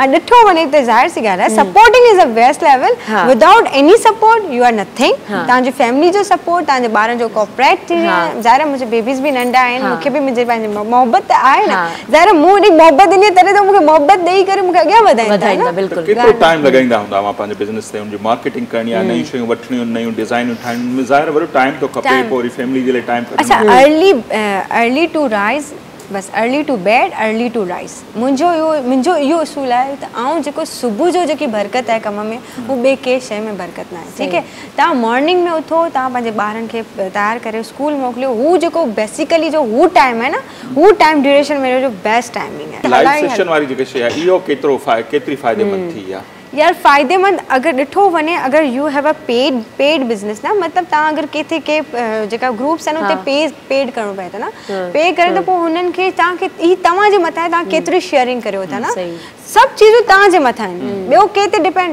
just focus on your मगर तव्हांखे अगरि हिननि चीज़ुनि खे अगरि ज़्यादा फोकस ऐं सिखणो आहे त तव्हांखे डिजिटल मार्केटिंग वठणी पवंदी क्लासिस वठणी पवंदियूं इलाही एॾा प्लेटफॉर्म आहिनि हींअर मतिलबु 16-17 तारीख़ ते बि हिकिड़ो प्लेटफॉर्म आहे लाल किला में हेॾा होॾा हर जॻह ते ॾियनि था त ही तव्हां अप्रोच करियो हुननि खे इन्हनि चीज़ुनि में अवेयरनेस आहे तव्हां 4 ॿिए माण्हुनि सां बि मतिलबु को हिकिड़ो कस्टमर त तव्हां वटि ईंदो न हुते तव्हां मतिलबु उन में इहो हूंदो त विल पावर ॻाल्हाइण जो एॾो हुजे रुझो जेको कस्टमर ॼण तव्हांखे ॾिसे पर 4 मां हिकिड़ो त ज़रूरी वठंदो न इन त कोन्हे न वॾी महिनत थी आहे वॾी महिरबानी तव्हांजी हिन जी तव्हां चयो त ज़रूरत एजाज जी माउ हूंदी आहे तव्हांखे ज़रूरत इन कम में विधो पर तव्हांखे ॾिसी काफ़ी माण्हू फॉलो करे ईंदा छो जो तव्हां जेका जर्नी ॿुधाई जेके ॻाल्हियूं ॿुधायूं उनखे ज़रूर जेके बि माण्हू उन्हनि खे फॉलो कंदा इहो ई चवंदसि तव्हां पंहिंजे अंदरि एतिरी पॉज़िटिविटी विझो का नेगेटिविटी न तव्हांखे फॉलो कनि माण्हू बिल्कुलु ॿियो केर बि न हूंदो सभिनि खां पहिरीं त अलाह जी ज़ात तव्हां सां गॾु बिल्कुलु सही था चओ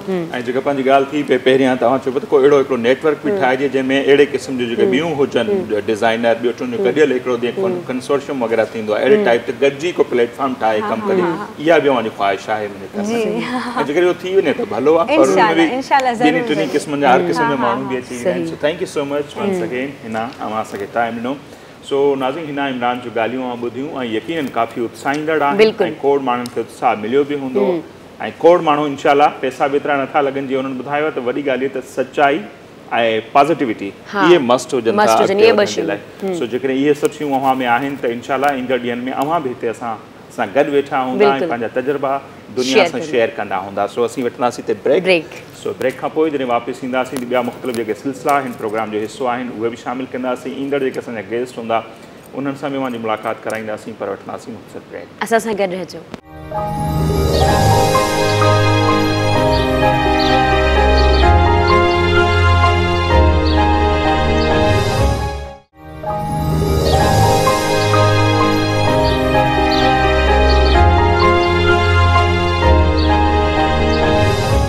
वेलकम बैक नाज़रीन। प्रोग्राम में वक्त थियो आहे हाणे सोशल मीडिया राउंडअप जो, जंहिंमें मुख़्तलिफ़ पिक्चर्स ॾेखारींदासीं, उहे इंफॉर्मेटिव हुजनि, एंटरटेनिंग हुजनि, ताकि तव्हांजे संडे जो ॾींहुं जेको आहे उहो मज़े वारो गुज़रे।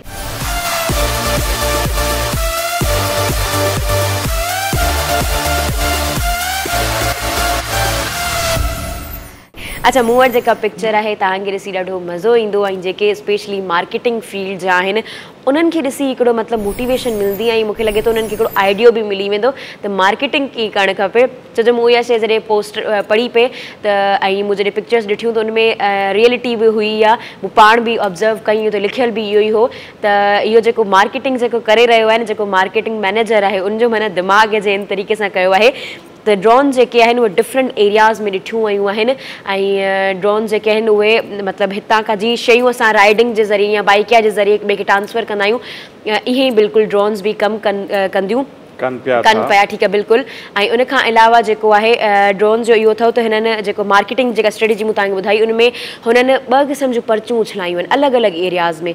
उनमें इहो लिखियलु आहे त कोई बात नहीं, ऐं उन खां अलावा लिखियो आहे स्टे ट्यून्ड, मतिलबु जेको तव्हां असां सां राब्ते में रहो, ऐं का ॻाल्हि न आहे, इहो का ॻाल्हि न आहे, इहो अगरि तव्हां बि सम्झी विया हूंदा, पर वरी थोरो एक्सप्लेन कंदी हलां। उन्हनि लाइ आहे जेके राइडिंग कनि था, मतिलबु बाइक राइडिंग जे ज़रिए या जेके आहिनि गाॾियुनि जे ज़रिए करी मैप्स वग़ैरह आहिनि, उहे जेके आहिनि उहे शयुनि खे जेके हिक ॿिए ॾांहुं ट्रांसफ़र कनि था, त उन्हनि लाइ लिखियो अथनि त कोई बात नहीं है, हाणे असां अचण वारा आहियूं त ख़ैर आहे। ऐं मूंखे ॿुधाईंदा हलो त कराची तोड़े लाहौर में मुख़्तलिफ़ कंपनियूं आहिनि जेके ऐलान करे चुकियूं आहिनि त कुझु ई अरसे खां पोइ अव्हां वटि जेका का बि शइ मां घुरायो था, का डिलीवरी हूंदी त ड्रोन जे थ्रू पहुचाई वेंदी। सो मूंखे त उन ॾींहं जो इंतज़ारु आहे जॾहिं ड्रोन अची असांजे गेट ते या छित ते लैंड कंदो, ऐं असांजा माण्हू वरी शायदि उनखे वापसि बि मोकिले या रखी छॾींदा, डिलीवरी सां गॾु इहो बि असांखे मिली वियो आहे। या वरी मथे त छितनि ते लकड़ा खयूं बीठा हूंदा आहिनि त डाहीं कराची लाहौर में ड्रोन जी जेका सर्विस शुरू थींदी डिलीवरी जे लाइ, उनजी छा सूरत हाल थिए थी। बहरहाल उन हिकिड़ो सुठो जेस्चर ॾिनो आहे ही पर्चियूं उछलाए करे। अच्छा, मूं वटि जेका हीअ तस्वीर आहे, 2-3 तस्वीरूं मूंखे ॾेखारियूं पिया। इहा सिंधी फैमिली आहे जन बिग बी अमिताभ बच्चन सां मुलाक़ात कई आहे मुंबई में, ऐं उन्हनि खे सिंधी अजरक जो जेको तोहफ़ो आहे उहो बि पेश कयो आहे। सरवाण बजाज साहब आहिनि, बेसिकली घोटकी सां उन्हनि जो वास्तो आहे, डिघे अरसे खां उहे भारत में रहनि पिया था, उतां जा वापारी आहिनि। उनजी जेका घरवारी आहे संजय, उन्हनि अमिताभ बच्चन साहब सां मुलाक़ात कई, ऐं उन्हनि खे पाण खे बि मूंखे नज़र ईंदो हूंदो त सिंधी अजरक जेके आहिनि ओढियल आहिनि। ऐं सरवाण बजाज साहब पाण बि कुझु अरसे ताईं जॾहिं कल्चर डे थींदो हो पाण सिंध जे दौरे ते ईंदा हुआ, ऐं 2-3 साल कंटिन्यूअस हू आया असां वटि। उन्हनि चवणो त हिते अचण जो डिसंबर में मक़सदु इहो हूंदो आहे त हू पंहिंजे कल्चर खे सेलिब्रेट करे सघे, ऐं हू पंहिंजे कल्चर जी उते बि नुमाइंदगी कनि पिया, ऐं लेजेंड आहिनि असां सभिनी जा। ऐं अहिड़े क़िस्म जा जेके लेजेंड हूंदा आहिनि अमिताभ बच्चन, उहे कंहिं बि सरहद जो मोहताज न आहे हूंदो। सो उन्हनि सां उन्हनि मुलाक़ात कई, उन्हनि खे सिंधी अजरक जो जेको आहे तोहफ़ो पेश कयो, जेका असांजे लाइ नो डाउट हिकिड़ी प्राउड जी ॻाल्हि आहे। बिल्कुलु, अजरक खां वधीक जेको आहे उहो ख़ूबसूरत तोहफ़ो ॿियो थी नथो सघे। अच्छा, जेका मूं वटि पिक्चर आहे, ऐं लिटरली जॾहिं मूं इहा पिक्चर ॾिठी आहे, उन खां पोइ वरी कंपेयर कयो असांजे हिन जेके करंट सिचुएशन्स थियनि पियूं, पेट्रोल जी ॻाल्हि करियां त तव्हांखे जेको आहे उहो स्क्रीन ते हींअर 2 पिक्चर्स नज़र ईंदियूं। पहिरीं पिक्चर जे जेकॾहिं आउं ॿुधायां त पहिरीं पिक्चर इहा अथव त जैपनीज़ जी जेका आहे आइसक्रीम मैन्युफैक्चर हिकिड़ी कंपनी आहे, जंहिं 60 सेकेंड जो हिकिड़ो कमर्शियल ठाहियो, जंहिंमें मतिलबु उनजी जेके आइसक्रीम जेको आहे न प्राइज़ में वाध आई, ऐं तव्हां हैरत में पवंदा त वाध केतिरी आई, वाध 60 to 70 आई, मतिलबु 60 हुई 70 थी वई। ठीकु आहे, मतिलबु केतिरी वाध थी, उन में वाध आई आहे आइसक्रीम जी प्राइज़ में। त हुननि जेको आहे उन कमर्शियल में जेके बि उते जा माना कंपनी में रिलेटेड माण्हू आहिनि, उन्हनि सभिनी जेको आहे माफ़ी घुरी आहे आम पब्लिक खां, ऐं इन्हनि इहो चयो आहे त 25 सालनि में पहिरीं दफ़ा असां जेको आहे पंहिंजे रेट में इंक्रीज़ कयो आहे, असां उनमें उनखे वधायो आहे, त इन जे करे तव्हां जेको आहे असांखे माफ़ु करे छॾियो। ऐं लिटरली जेकॾहिं इहा ई तव्हांखे जेका ॿी पिक्चर नज़र अची रही हूंदी स्क्रीन ते, त उन में लिखियलु आहे त हुन पुछो त तोखे आउं कहिड़ी अहिड़ी एक्सपेंसिव जॻह ते वठी हलां, त हुन जेको आहे पेट्रोल पंप ते वठी हलियो। त पेट्रोल पंप जेको आहे उहो उते डिनर पिया कनि, जेका पिक्चर तव्हांखे नज़र अची रही आहे स्क्रीन ते, त पेट्रोल पंप ते ई जेको आहे उहो डिनर करे रहिया आहिनि। त माना इहा एक्सपेंसिव जॻह आहे।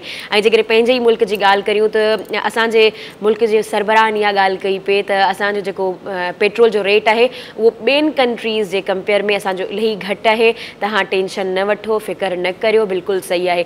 ऐं जेकॾहिं इन्हनि खे असां जैपनीज़ सां कंपेयर करियूं था त तव्हां डिफरेंस पाण ॾिसी सघो। चवण जो मतिलबु इहो आहे त दुनिया में जॾहिं बि अहिड़ी क़िस्म जी का ॻाल्हि थिए थी त उन्हनि खे हिकिड़ो अहसासु थिए थो त असां पंहिंजे माण्हुनि सां ज़्यादती पिया कयूं, असांखे न करणु खपे। उन्हनि खे हिकिड़ो अहसासु आहे ऐं रियासत चवंदा आहिनि हुजे ई माउ वारो अहसासु रियासत में हुजे, रियासत माउ वांगुरु हुजणु खपे। पर असांजा हुकुमरान बिल्कुलु उन्हनि जो उलट हलंदा आहिनि। सो हू आवाम ते मुसलसल महांगाई जो जेको आहे बार वधंदा पिया वञनि।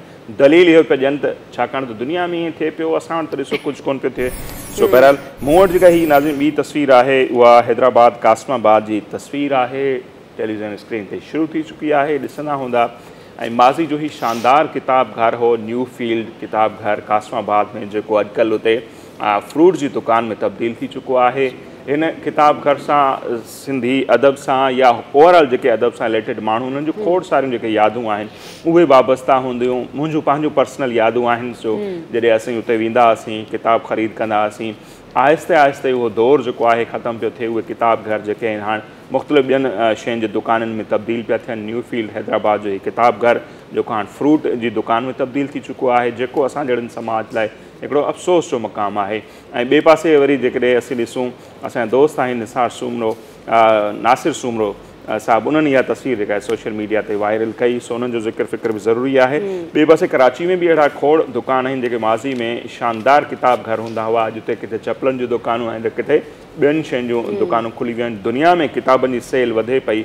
असां वटि जेका आहे अफ़सोसनाक ॻाल्हि इहा आहे त ॾींहों ॾींहुं किताबनि जी सेल घटिजे पयूं ऐं उहे दुकान ॿियनि शयुनि जी दुकाननि में तब्दील थी रहिया आहिनि। बिल्कुलु सही था चओ। जेकॾहिं असां ॿियनि तव्हां ॿियनि मुल्कनि जी ॻाल्हि कई त ॿियनि मुल्कनि में किताब जेको आहे ट्रैवलिंग में यूज़ कयो वेंदो आहे, पर असांजा माण्हुनि उहो बि नथा कनि। बहरहाल जेकॾहिं आऊं वीडियोज़ जी तरफ़ हलूं, पिक्चर्स त काफ़ी ॾेखारे वरितियूं तव्हांखे, हाणे असां वीडियोज़ जी तरफ़ हलूं त जेका स्क्रीन ते तव्हांखे वीडियो नज़र अची रही आहे, वीडियो में तव्हांखे नज़र अची रहियो हूंदो त हिन आर्टिस्ट जो नालो तव्हांखे ॿुधाईंदी हलां। एडवर्ड नालो अथसि ऐं उहो आर्टिस्ट आहे हिकिड़ो जेको तव्हां हैरी पॉटर जेका आहे उहा मूवी ॾिठी हूंदी, उन में जेके 4 मशहूरु किरदार हुआ उनजी पेंट करे रहियो आहे। ऐं तव्हांखे जी हा उहो तव्हांखे नज़र अची रहियो हूंदो त उहो हिकु ई टाइम ते पेंट करे रहियो आहे, जंहिंमें 4 जेके आहिनि उहे पेंसिलूं उन सां गॾु अटैच आहिनि ऐं हू मज़े सां पेंटिंग करे रहियो आहे। मतिलबु छा त ख़ुदा जी कुदरत आहे जंहिंमें हू हिकु ई टाइम ते पेंट करे रहियो आहे। छो जो पेंटिंग जेकॾहिं असां हिक ते स्केच ते ध्यानु ॾियूं, असांजी पेंसिल हिक ते कंदी आहे, पर हू हिकु टाइम ते 4 मुख़्तलिफ़ चेहरा ठाहे रहियो आहे। ज़बरदस्त आहे। ऐं 3 इडियट्स में मां ॾिठो जेको प्रोफेसर हूंदो आहे त हिकु वक़्तु ॿिन्ही हथनि सां लिखंदो आहे, ॿिनि हथनि सां, हू हिकु हथ सां करे रहियो आहे। 4 हिकिड़े हथ सां 4। सो इंतिहाई शानदार। ऐं मूं वटि जेका हीअ वीडियो आहे उहा लंडन जी जेका आहे ऑक्सफोर्ड स्ट्रीट उनजी वीडियो आहे। 2 उनजा मंज़र मूंखे नज़र ईंदा ऐं काफ़ी जॾहिं इहो उन्हनि जो साउंड आवाज़ु ॿुधां त मज़ो ईंदो त हरे रामा हरे कृष्णा ॻाइनि पिया। हिकिड़ो त अंग्रेज़ पिया ॻाइनि, उन्हनि जी हिकिड़ी टोली मंडली वेठी आहे, ॿियो हिकिड़ो शीदी आहे जेको नसल सां तालुक़ु रखंदा आहिनि, उहे ॻाइनि पिया ऐं पंहिंजे हिकिड़े अंदाज़ में पूरो हिकिड़ो ग्रुप ठाहे वरितो आहे। लंडन जी जेका ऑक्सफोर्ड स्ट्रीट आहे उते मुख़्तलिफ़ मज़हबनि जा मुख़्तलिफ़ जेके आहिनि कम्यूनिटीज़ जा माण्हू ईंदा आहिनि, परफॉर्म बि कंदा आहिनि, के पंहिंजूं शयूं जेके आहिनि सेल कंदा आहिनि। साईं हफ़ीज़ कुंबर साहिबु हीअ वीडियो रखी फेसबुक ते, मूंखे ॾाढी इंट्रस्टिंग लॻी। हुननि जो जेको अंदाज़ आहे ॻाइण जो उहो ॾाढो इंट्रस्टिंग आहे। सो तव्हां बि ॿुधो ऐं सुबुह सुबुह जो इनखे इंजॉय कयो।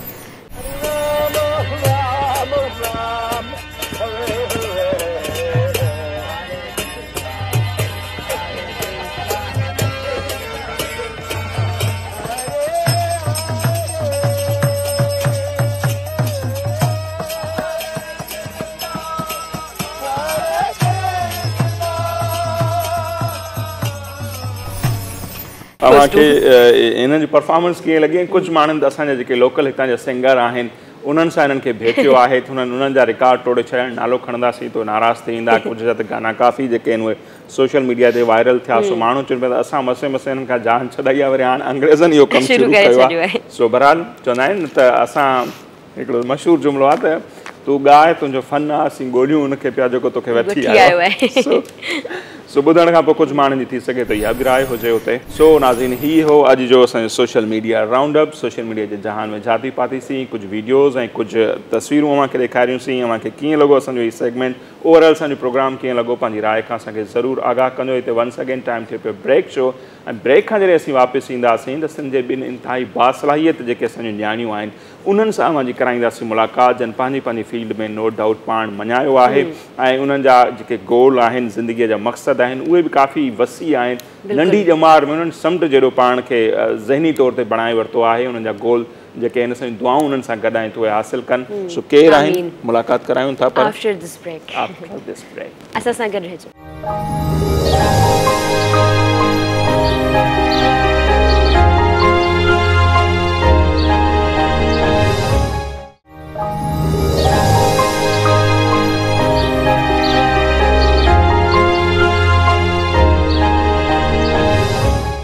जिना से ब्रेक खां पोइ हिकु ॿीहर द मॉर्निंग ऑफ धरतीअ में अवां सभिनी खे चऊं था भलीकार। ऐं हिन वक़्तु जिन ॿिनि महिमान शख़्सियतुनि असांखे प्रोग्राम में जॉइन कयो आहे, सच त उन्हनि सां मुलाक़ात करे असांखे तमामु घणी ख़ुशी थी आहे।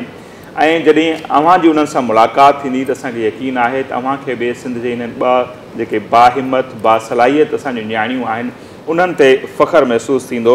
ऐं अॼु उन्हनि सां मुलाक़ात कराइण जो हिकिड़ो मक़सदु इहो बि आहे त उन्हनि नंढी जमार में ई तमामु घणी महिनत कई आहे। उन्हनि जेका महिनत कई आहे उन्हनि खे हिकिड़ो नंढो असीं ट्रिब्यूट पेश कयूं ऐं गॾोगॾु हिननि जे थ्रू ॿिया जेके बि असांजा ॾिसंदड़ आहिनि उन्हनि ताईं इहो पैगाम पहुचायूं त जेकॾहिं हू बि ईअं ई पंहिंजनि न्याणियुनि ते हथु रखनि, उन्हनि जी रहनुमाई कनि त हू बि अॻिते हली तमामु घणो कुझु करे सघनि थियूं। बिल्कुलु नसीर, सही पिया चओ तव्हां। ऐं पंहिंजी न्याणियुनि ते एतमाद कनि, उन्हनि खे अॻियां वधाइण में अॻियां थियनि। छो जो पेरेंट्स जेको हूंदो आहे न उहो शुरू उतां खां थींदो आहे। जॾहिं पेरेंट्स हर तरह सां तव्हां सां गॾु हूंदा आहिनि, तव्हांजो साथ ॾींदा आहिनि, तॾहिं ई कमु हली सघंदो आहे। असांजी जेका पहिरीं महिमान आहे उन्हनि जे बारे में जेतिरो कुझु ॿुधायां मूंखे लॻे थो उहो घटि ई रहंदो। उन्हनि जी जेका एज आहे तमामु नंढड़ी आहे, नन्ही सी परी आहे, 12 सालनि जी एज आहे उन्हनि जी, 7 क्लास में पढ़नि थियूं, पर छा ॻाल्हाइनि थियूं। नसीर चवंदा आहिनि कॉन्फिडेंस हुजे, पर कॉन्फिडेंस सां गॾु इंफॉर्मेशन भी हुजे। मतलब हिकिड़ो बंदो ईअं ई ॻाल्हाए पर ईअं न, सुठो ॻाल्हाइणु, इंफॉर्मेटिव ॻाल्हाइणु ऐं पाण खे मोटिवेशनल स्पीकर थियण जो ॾाढो शौक़ु आहे। जेका नेड़ी असां वटि आहे उन्हनि खे मोटिवेशनल स्पीकर थियण जो शौक़ु आहे। काफ़ी सारा सेशन्स ॾिना आहिनि, कंडक्ट कया आहिनि, होस्ट थी रही चुकियूं आहिनि ऐं चवनि थियूं त ॿियो उन्हनि खां अलावा मोटिवेशनल स्पीचेस बि ॾेई चुकियूं आहिनि ऐं खोड़ सारे ऑर्गेनाइज़ेशन सां बि जुड़ियल आहिनि। असां वटि साक्षी कुमारी मौजूदु आहिनि। नमस्ते। हेलो, वालेकुम सलाम। ऐं सिंधी में असीं अव्हांखे भलीकार चओ। अच्छा, त जेका असांजी वरी ॿी महिमान आहे उन्हनि जो बि आउं मुख़्तसर तारुफ़ कराईंदो हलां। त हुननि बि नंढी जमार में खोड़ जेके आहिनि उहे कामयाबियूं हासिल कयूं आहिनि।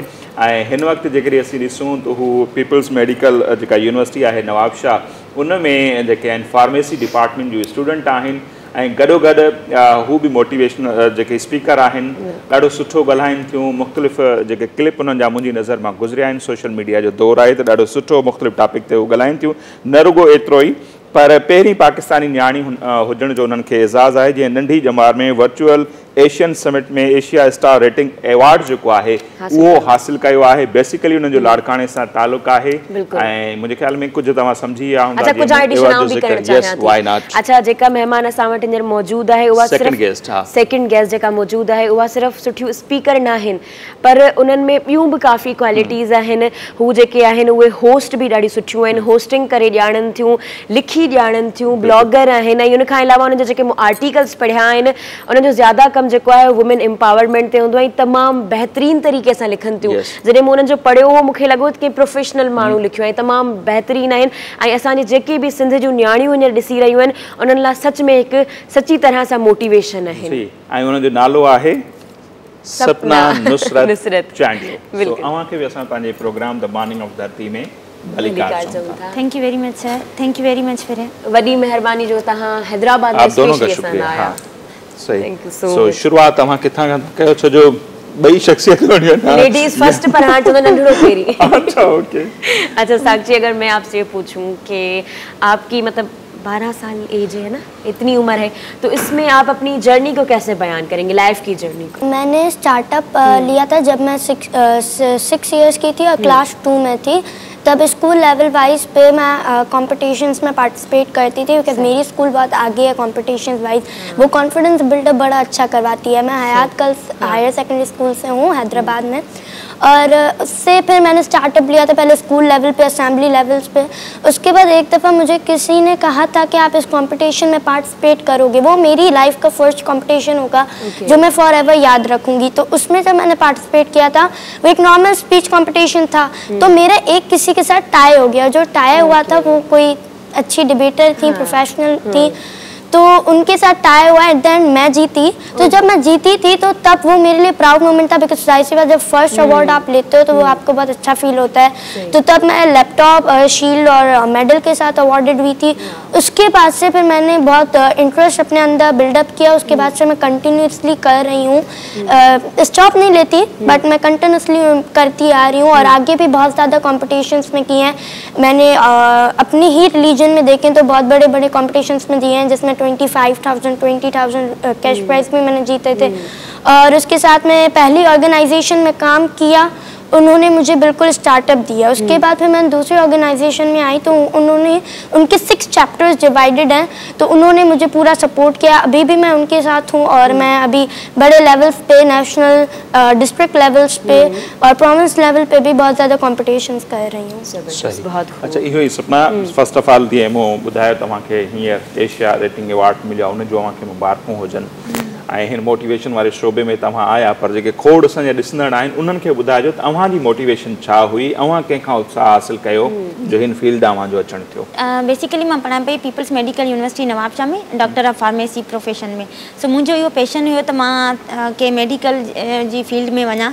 ऐं पोइ उन खां पोइ जीअं असां नंढड़ा हूंदा आहियूं त के न के अड़ियों असां में स्किल्स, एबिलिटीज़, क्वालिटीज़ होंदियूं आहिनि जिनके असां एज बाय एज कॉशियस थी करे उन्हनि खे आइडेंटिफाई कंदा आहियूं। पोइ ईअं ई मूं हार्डवर्कर इलाही हुयमि ऐं परसिस्टेंट बि हुयमि। पोइ मूं पंहिंजी अम्मी खे जीअं महिनत कंदे ॾिसंदी हुयमि त हू टीचर ट्रेनर भी आहे, स्टोरी राइटर भी आहे, कॉलमनिस्ट भी आहे ऐं बाय प्रोफेशन टीचर भी आहे।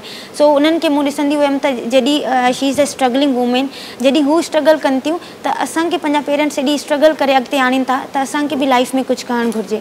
सो इन हिसाब सां मूं बि पोइ पंहिंजी मम्मा खे रोल मॉडल बणाए करे ईअं पोइ ॿियनि लाइ मोटिवेशन जो ज़रियो थियो। सही, जी सर। ज़बरदस्त। अच्छा, उहो ये तो मम्मा खे ॾिसी करे अवां हिन फील्ड में आया। जी सर। त पर गॾोगॾु थींदो आहे न ॿियो कुझु पढ़ण बि, हिन जी फील्ड सर। में रुगो इहो हूंदो आहे त हुन मुशाहिदे सां गॾु गॾु मुतालो बि ज़रूरी हूंदो जी, आहे, जी, बुक्स बिल्कुलु। पढ़णु, कंहिंजा लेक्चर ॿुधणु। सो जी उहा सर। वो कंहिंजा तव्हां बुक्स घणा पढ़िया आहिनि? बुक्स मूं पढ़िया आहिनि, कुझु सिंधी नॉवेल्स थी विया, ठीकु आहे, ऐं कुझु ॿिया बुक्स थी विया। सूफ़ीअ जी दुनिया आहे, मुमताज़ बुखारी जो ट्रांसलेट थियल आहे किताब, उहो बि इलाही फिलोसॉफिकल बुक आहे। ऐं उन खां अलावा ॿिया बि कुझु बुक्स आहिनि, उन्हनि खे बि मूं रीड कयो आहे। ॿिया कुझु मैगज़ीन्स पब्लिश थींदा आहिनि। हा, ईअं इलाही ज़रिया आहिनि उन जा स्टडी करण जा, इंफॉर्मेशन गेन करण जा। न्यूज़पेपर्स थी था वञनि, उन्हनि खे असां पंहिंजी हैबिट बणायूं था। आपको जो है वो मोटिवेशनल स्पीकर बनना है, वो मोटिवेशनल स्पीकर बनने का शौक़ भी है और आप बहुत ज़्यादा स्पीचेस दे भी चुकी हैं मोटिवेशनल। तो मुझे ये बताएं कि एज अ मोटिवेशनल स्पीकर में क्या क्वालिटीज़ होनी चाहिए? आप किसको मोटिवेशनल स्पीकर कहती हैं? मैं मोटिवेशनल स्पीकर उनको कहती हूँ जो किसी और से ऑलरेडी मोटिवेट हुए हों, जो ऑलरेडी मोटिवेट होंगे तो वो उनसे इंस्पायर्ड होके वैसे कर भी दिखाएंगे। क्योंकि आप जिस चीज़ से इंस्पायर होते हो आप उसको फॉलो करना शुरू करते हो। फॉलो करोगे तो आप वैसा है ना कर भी दिखाओगे। जैसे मैं भी बहुत बड़ों से मोटिवेट हुई हूँ, तभी मेरे अंदर इंटरेस्ट हुआ है। बैठे बैठे किसी को इंटरेस्ट नहीं आता है, मुझे भी इसी वजह से इंटरेस्ट पैदा हुआ है। तो मोटिवेशनल स्पीकर की एक ये क्वालिटी होनी चाहिए कि वो किसी से मोटिवेट हों, किसी से इंस्पायर हों और उसको ही फॉलो करके वो अपनी जर्नी का स्टार्टअप लें। उनका नाम लेना चाहें तो ताकि हमें पता चले ना किस किस से इंस्पायर हैं आप? मैंने जो फर्स्ट मोटिवेशनल स्पीकर देखा था जिनका बड़ा नाम है, उनके टॉपिक्स में जब अपने वर्डिंग में कहती हूँ तो वो first sure most famous Sandeep Maheshwari हैं। उनसे तो बहुत ज़्यादा लोग इंस्पायर्ड भी हैं। उसके बाद मुझे मुनीबा मिर्ज़ा, उनकी बड़ी अच्छी लगती हैं क्योंकि वो लाइफ के बारे में बहुत अच्छी एग्जाम्पल्स देती हैं, तो मुझे उनका भी है।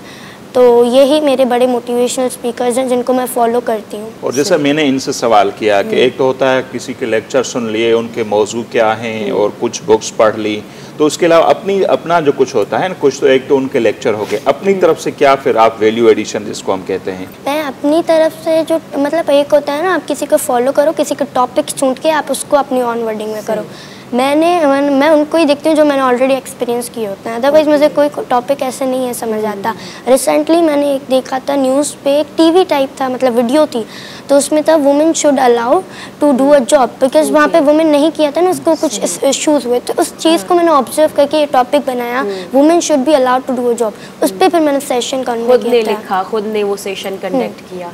ज़बरदस्त। अच्छा, अगर जेकर सपना तव्हां खां पुछां, तव्हां काफ़ी ज़्यादा सेशंस कया आहिनि, तव्हां काफ़ी एक्टिव नज़र अचो था फेसबुक ते, जेॾी महिल खोलींदी आहियां सपना चैलेंजेस लाइव माशाल्लाह सां, अल्लाह तव्हांखे अञा बि कामयाबु करे। त पोइ तव्हां ॿुधायो त कहिड़नि टॉपिक्स ते तव्हां सेशंस कंदा आहियो ज़्यादातर? टॉपिक्स जेके आहिनि जिन ते मूं सेशन कंदी आहियां, strength and courage in hard times, जेके हिकिड़ा वेठे वेठे हिकिड़ी तकलीफ़ ईंदी आहे न माण्हू खे, तकलीफ़ चइबो आहे अचानक हिकिड़ा अहिड़ा ख़्याल के अची थी वञनि, त उन हिसाब सां बि। ऐं ॿियो जेको जेका शइ असां पाण फेस कयूं था लाइफ में, उन्हनि खे बि पोइ टॉपिक ठाहींदी आहियां त जीअं ॿियनि लाइ उहो ईज़ी थिए। हा, हिकु strength and courage in hard times थी वियो, वुमेन एम्पावरमेंट थी वई, ऐं उन खां अलावा हैप्पीनेस थी वई, पॉजिटिविटी, काइंडनेस, ठीकु आहे। इहे शयूं सोसाइटी में इलाही ज़रूरत आहे इन शयुनि जी। अच्छा, तव्हां जेको लिखंदा आहियो या सेशंस वग़ैरह ॾींदा आहियो, उहो तव्हां पंहिंजे एक्सपीरियंस सां ॾींदा आहियो या ॿिए कंहिंखां इंस्पायर थी करे, या कुझु जीअं असां साक्षी खां पुछो, कुझु जीअं हुन ॿुधायो त मोटिवेशनल स्पीकर आहिनि उन्हनि खां ॿुधी करे? कॾहिं ईअं बि थींदो आहे त पंहिंजी पाण क्रिएटिविटी करे विझंदा आहियूं, ठीकु आहे, ऐं उन खां अलावा या वरी ॿियनि खे ॿुधंदा आहियूं। हा जी, मलका ग्रेवाल आहे हिकिड़ी, एब्रोड जी आहे, उनखे मूं पंहिंजी जेको आहे उहा मुंहिंजी इंस्पायरेशन आहे। हा, किथे किथे अहिड़ी शयूं असांखे कैच थी वेंदियूं न, हिकिड़ो अल्फाज़ बि थी वेंदो आहे न, पोइ उन मां असां हिकिड़ी पूरी दुनिया ठाहे छॾींदा आहियूं। जी, मतलब क्रिएटिविटी पाण आणींदा आहियो, उन शइ में पाण क्रिएट कंदा आहियो, पंहिंजा एक्सपीरियंसेस उनमें विझंदा आहियो। जी जी बिल्कुल सही, जरूर। अच्छा, मैं साक्षी से ये समझना चाहूँगा, साक्षी मैंने अक्सर ये देखा है कि हमारी जो यूथ है स्पेशली, वो हों, अब तो ये ऐसी सूरत हाल कि हमारे बड़े भी जो हैं छोटी छोटी बातों में बहुत ज़्यादा जल्दी मायूस हो जाते हैं, ज़िंदगी से कहते हैं कि ज़िंदगी में कोई मज़ा ही नहीं रहा, तो ये अचानक से जो मायूसी उनके दिमाग में चली आती है और फिर बहुत सारे लोगों की तो ज़िंदगी खा जाती है ना ये मायूसी। इस मायूसी को हम कैसे भगा सकते हैं अपनी ज़िंदगी से, और खुशियाँ कैसे हम ज़िंदगी मिला सकते हैं, स्पेशली यूथ हों या हमारे बड़े हों?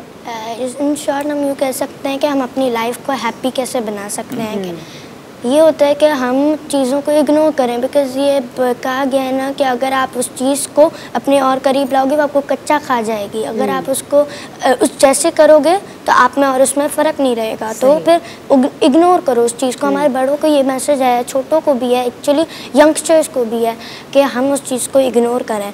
ये आपके अंदर से ऑलरेडी नेगेटिविटी होती है कि आप नेगेटिविटी, जो चीज़ छोटी भी होती है ना, आप उसको जल्दी कैप्चर करते हो, बिकॉज आपका माइंड उस तरीके से सेटअप होता है। हमें ये होना चाहिए, हमें अपने अंदर एक पीसफुल माइंड बनाना चाहिए। मैं तो, मेरे अंदर तो बहुत सेंसिटिविटी है, मैं बहुत सेंसिटिव नेचर की हूँ। मैं रोज़ सुबह मेडिटेशन करती हूँ, जिसकी वजह से आपको सुकून मिलता है। तो अपने आप को पीस दो जितना आप दे सकते हो। क्या टिप्स हैं? थोड़ा ही मैं बात आपकी काट रहा हूँ ताकि जो दूसरे देखने वाले हैं उनको भी पता चले मेडिटेशन कैसे करती हैं, टिप्स क्या हैं अंदर में सुकून लाने के लिए, क्या करना चाहिए? टिप्स ये हैं, पहला टिप ये है, मेडिटेशन करें तो बिल्कुल एक अपने आप को नेचर से मिलाएं। मतलब आपका, मैं तो हमेशा रूफ पे जाके करती हूँ, बिकॉज वो उस पर मुझे फीलिंग्स भी आती हैं। ऐसी जगह करें जहाँ आपको कोई कुछ कहने वाला ना हो, बिल्कुल खामोशी हो, आप अपने आप को अपनी सोल से कनेक्ट कर सकें। इन शॉर्ट ऐसा आप बनाएं मेडिटेशन, और अपने अंदर पीसफुल माइंड रखें। नेगेटिविटी सबके अंदर होगी, बिकॉज जब नेगेटिविटी एग्जिस्ट नहीं करेगी तो कभी भी पॉजिटिविटी नहीं करेगी। तो हाँ, आप नेगेटिविटी रखते हो तो उसको हमेशा एक पॉजिटिविटी वाले वे में लो। टिप यही है कि आप हर चीज़ को पॉजिटिव लेने की ट्राई करो, आराम आराम से। कभी ना कभी आपके ज़िंदगी के 2-3 साल बाद आप ये चीज़ को अपने अंदर ले लोगे। सही, इहो रीज़न हूंदा आहे त लेक ऑफ अंडरस्टैंडिंग हूंदो आहे। असां नंढी नंढी शयुनि खे वॾी शइ करे उन्हनि खे दिमाग़ में रखे सवार कंदा आहियूं, ठीकु आहे। हथनि ते रखे असां उन्हनि खे कॾहिं बि सॉल्व करण जी कोशिशि न कई आहे, दिमाग़ में रखे करे इहे बि परेशानियूं आणी थियूं असांजी लाइफ में। ऐं उन्हनि खां अलावा जेको आहे सो नेगेटिविटी, जीअं साक्षी ॻाल्हि कई, नेगेटिविटी या नेगेटिव एनर्जीज़ आहिनि जेके, हा, नेगेटिव ब्यास आहिनि, उन्हनि खे असां इलाही उन्हनि ॻाल्हियुनि ते सोचूं था ऐं पॉज़िटिविटी खे कैच नथा कयूं। अगरि को कुझु 100 ॻाल्हि भली थो करे, हिकिड़ी ॻाल्हि नेगेटिविटी थी वञे त उनखे था कैच कयूं, ठीकु आहे। ऐं जेको आहे सो पंहिंजो अंदरि हिकिड़ो पीसफुल माहौल ठाहिणु घुरिजे। उन सां ईअं हूंदो आहे त हिकिड़ा असांजे अंदरि केमिकल मैसेंजर्स हूंदा आहिनि, न्यूरो ट्रांसमीटर्स हूंदा आहिनि, डोपामाइन, सीरोटोनिन, इहे जेके केमिकल मैसेंजर्स हूंदा आहिनि, पोइ उन्हनि सां उन्हनि जी लेवल बि इंक्रीज़ थींदी आहे, उन्हनि जी लेवल बि बैलेंस रहंदी आहे। ऐं पोइ इहे असांजी जेका न बाय माइंड असांजी हेल्थ बि सही रहंदी आहे, पॉजिटिव रहण सां ऐं नेगेटिव शयूं रिमूव करण सां।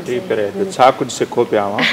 काफ़ी कुछ सिखा भी, पर हाल फिलहाल ब्रेक अचे पे ऑर्डर मुखे बार सो नाज़िम ब्रेक वठंदासीं ऐं ॿुधो पिया असांजे नौजवाननि जूं ॻाल्हियूं, ऐं असांखे हिननि ते फ़ख़्रु आहे ऐं असां चाहींदासीं त ॿिया जेके वालिदैन आहिनि उहे बि पंहिंजनि ॿारनि जी ईअं तरबियत कनि ऐं असांखे इन ई नसल जो इंतज़ारु आहे। असांखे अहिड़ो नसल घुरिजे थो जेको नेगेटिविटी खां पाक हुजे, जंहिंमें बासलाहियत जेके हुजनि ऐं उन्हनि खे हर मसइले खे फेस करण जी उन्हनि में हिमत हुजणु खपे। सो ब्रेक वठूं था, वापसि ईंदासीं। अञा इन्हनि सां खोड़ सारी कचेरी रहे थी, इन्हनि खां घणो कुझु सिखंदासीं। बिल्कुलु, असां सां गॾु रहिजो।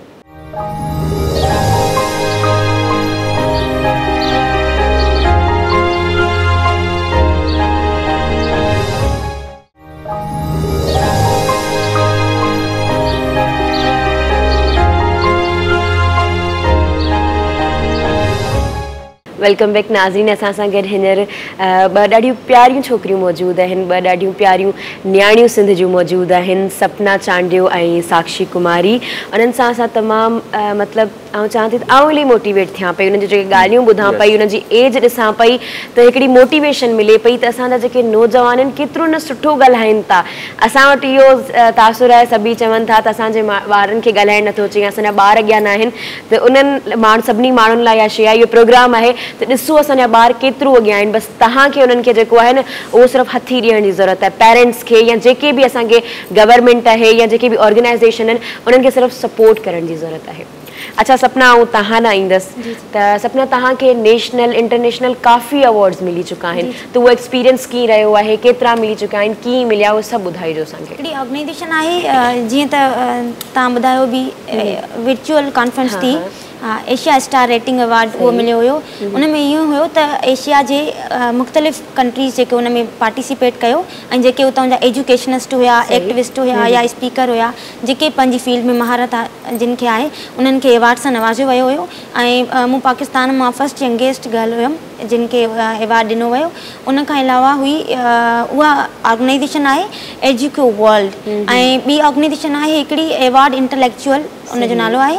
उन में जेको आहे सो एज़ अ वुमेन विग्यूअर अवार्ड मूंखे मिलियो हुयो जी। ऐं ॿिया बि इलाही अवार्ड्स मिली चुका आहिनि।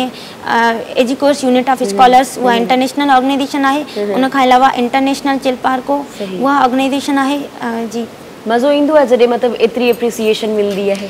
जी बिल्कुलु, एप्रिसिएशन मिलंदी आहे त उन मां अञा वधीक एम्पावरमेंट मिलंदी आहे, अञा वधीक हिकिड़ो पैशन अञा इंक्रीज़ थींदो आहे। सही। अच्छा साक्षी, मैं आपसे ये पूछूंगी कि आपने, जैसे कि मैंने आपकी प्रोफाइल पढ़ी थी तो उसमें बहुत ज़्यादा टॉपिक्स थे जिस पे आप सेशंस दे चुकी हैं, बहुत से लोगों को मोटिवेट कर चुकी हैं। तो आज मैं चाह रही हूँ कि आज मुझे भी मतलब एक स्पीच सुनने का दिल चाह रहा है, मैं भी मोटिवेट होना चाहती हूँ।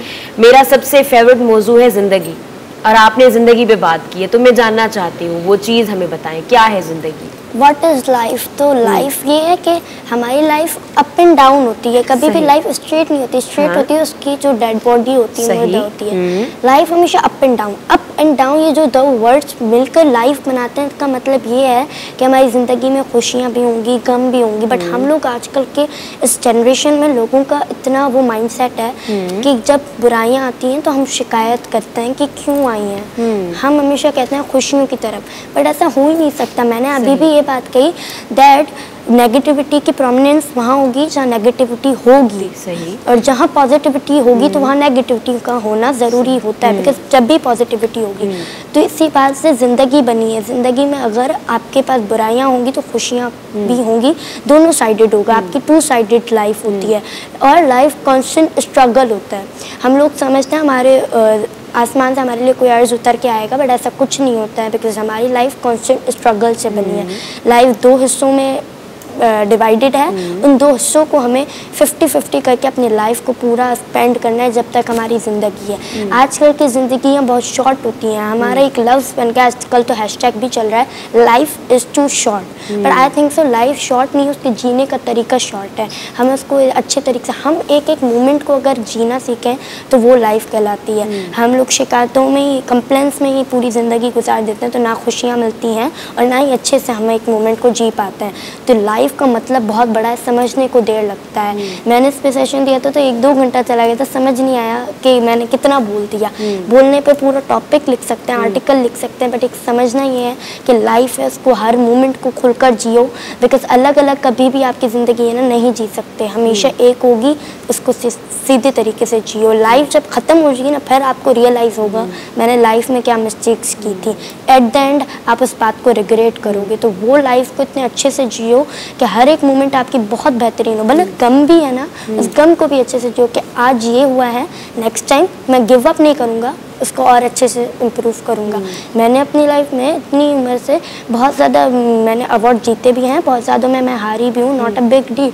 अगर मैं उसको इम्प्रूव करना चाहूँगी उससे भी अच्छा मुझे अवार्ड मिल सकता है। तो लाइफ हमेशा ऊपर नीचे होती है। मेरी मम्मा ने भी बहुत ये कहा है कि लाइफ हमेशा ऊपर नीचे होती है, जीती इट्स ओके, नहीं जीती इट्स ओके, क्योंकि life is two sided. Word यही है, life is not short, actually you are not living as you have to live right. पर अगर आप इसी मुख्तसर लाइफ में इतना काम कर जाते हैं तो जब तक दुनिया रहती है आपका नाम रहता है। तो ये नहीं है कि बड़ा काम करने के लिए उम्र भी बड़ी चाहिए, ये ज़रूरी नहीं है।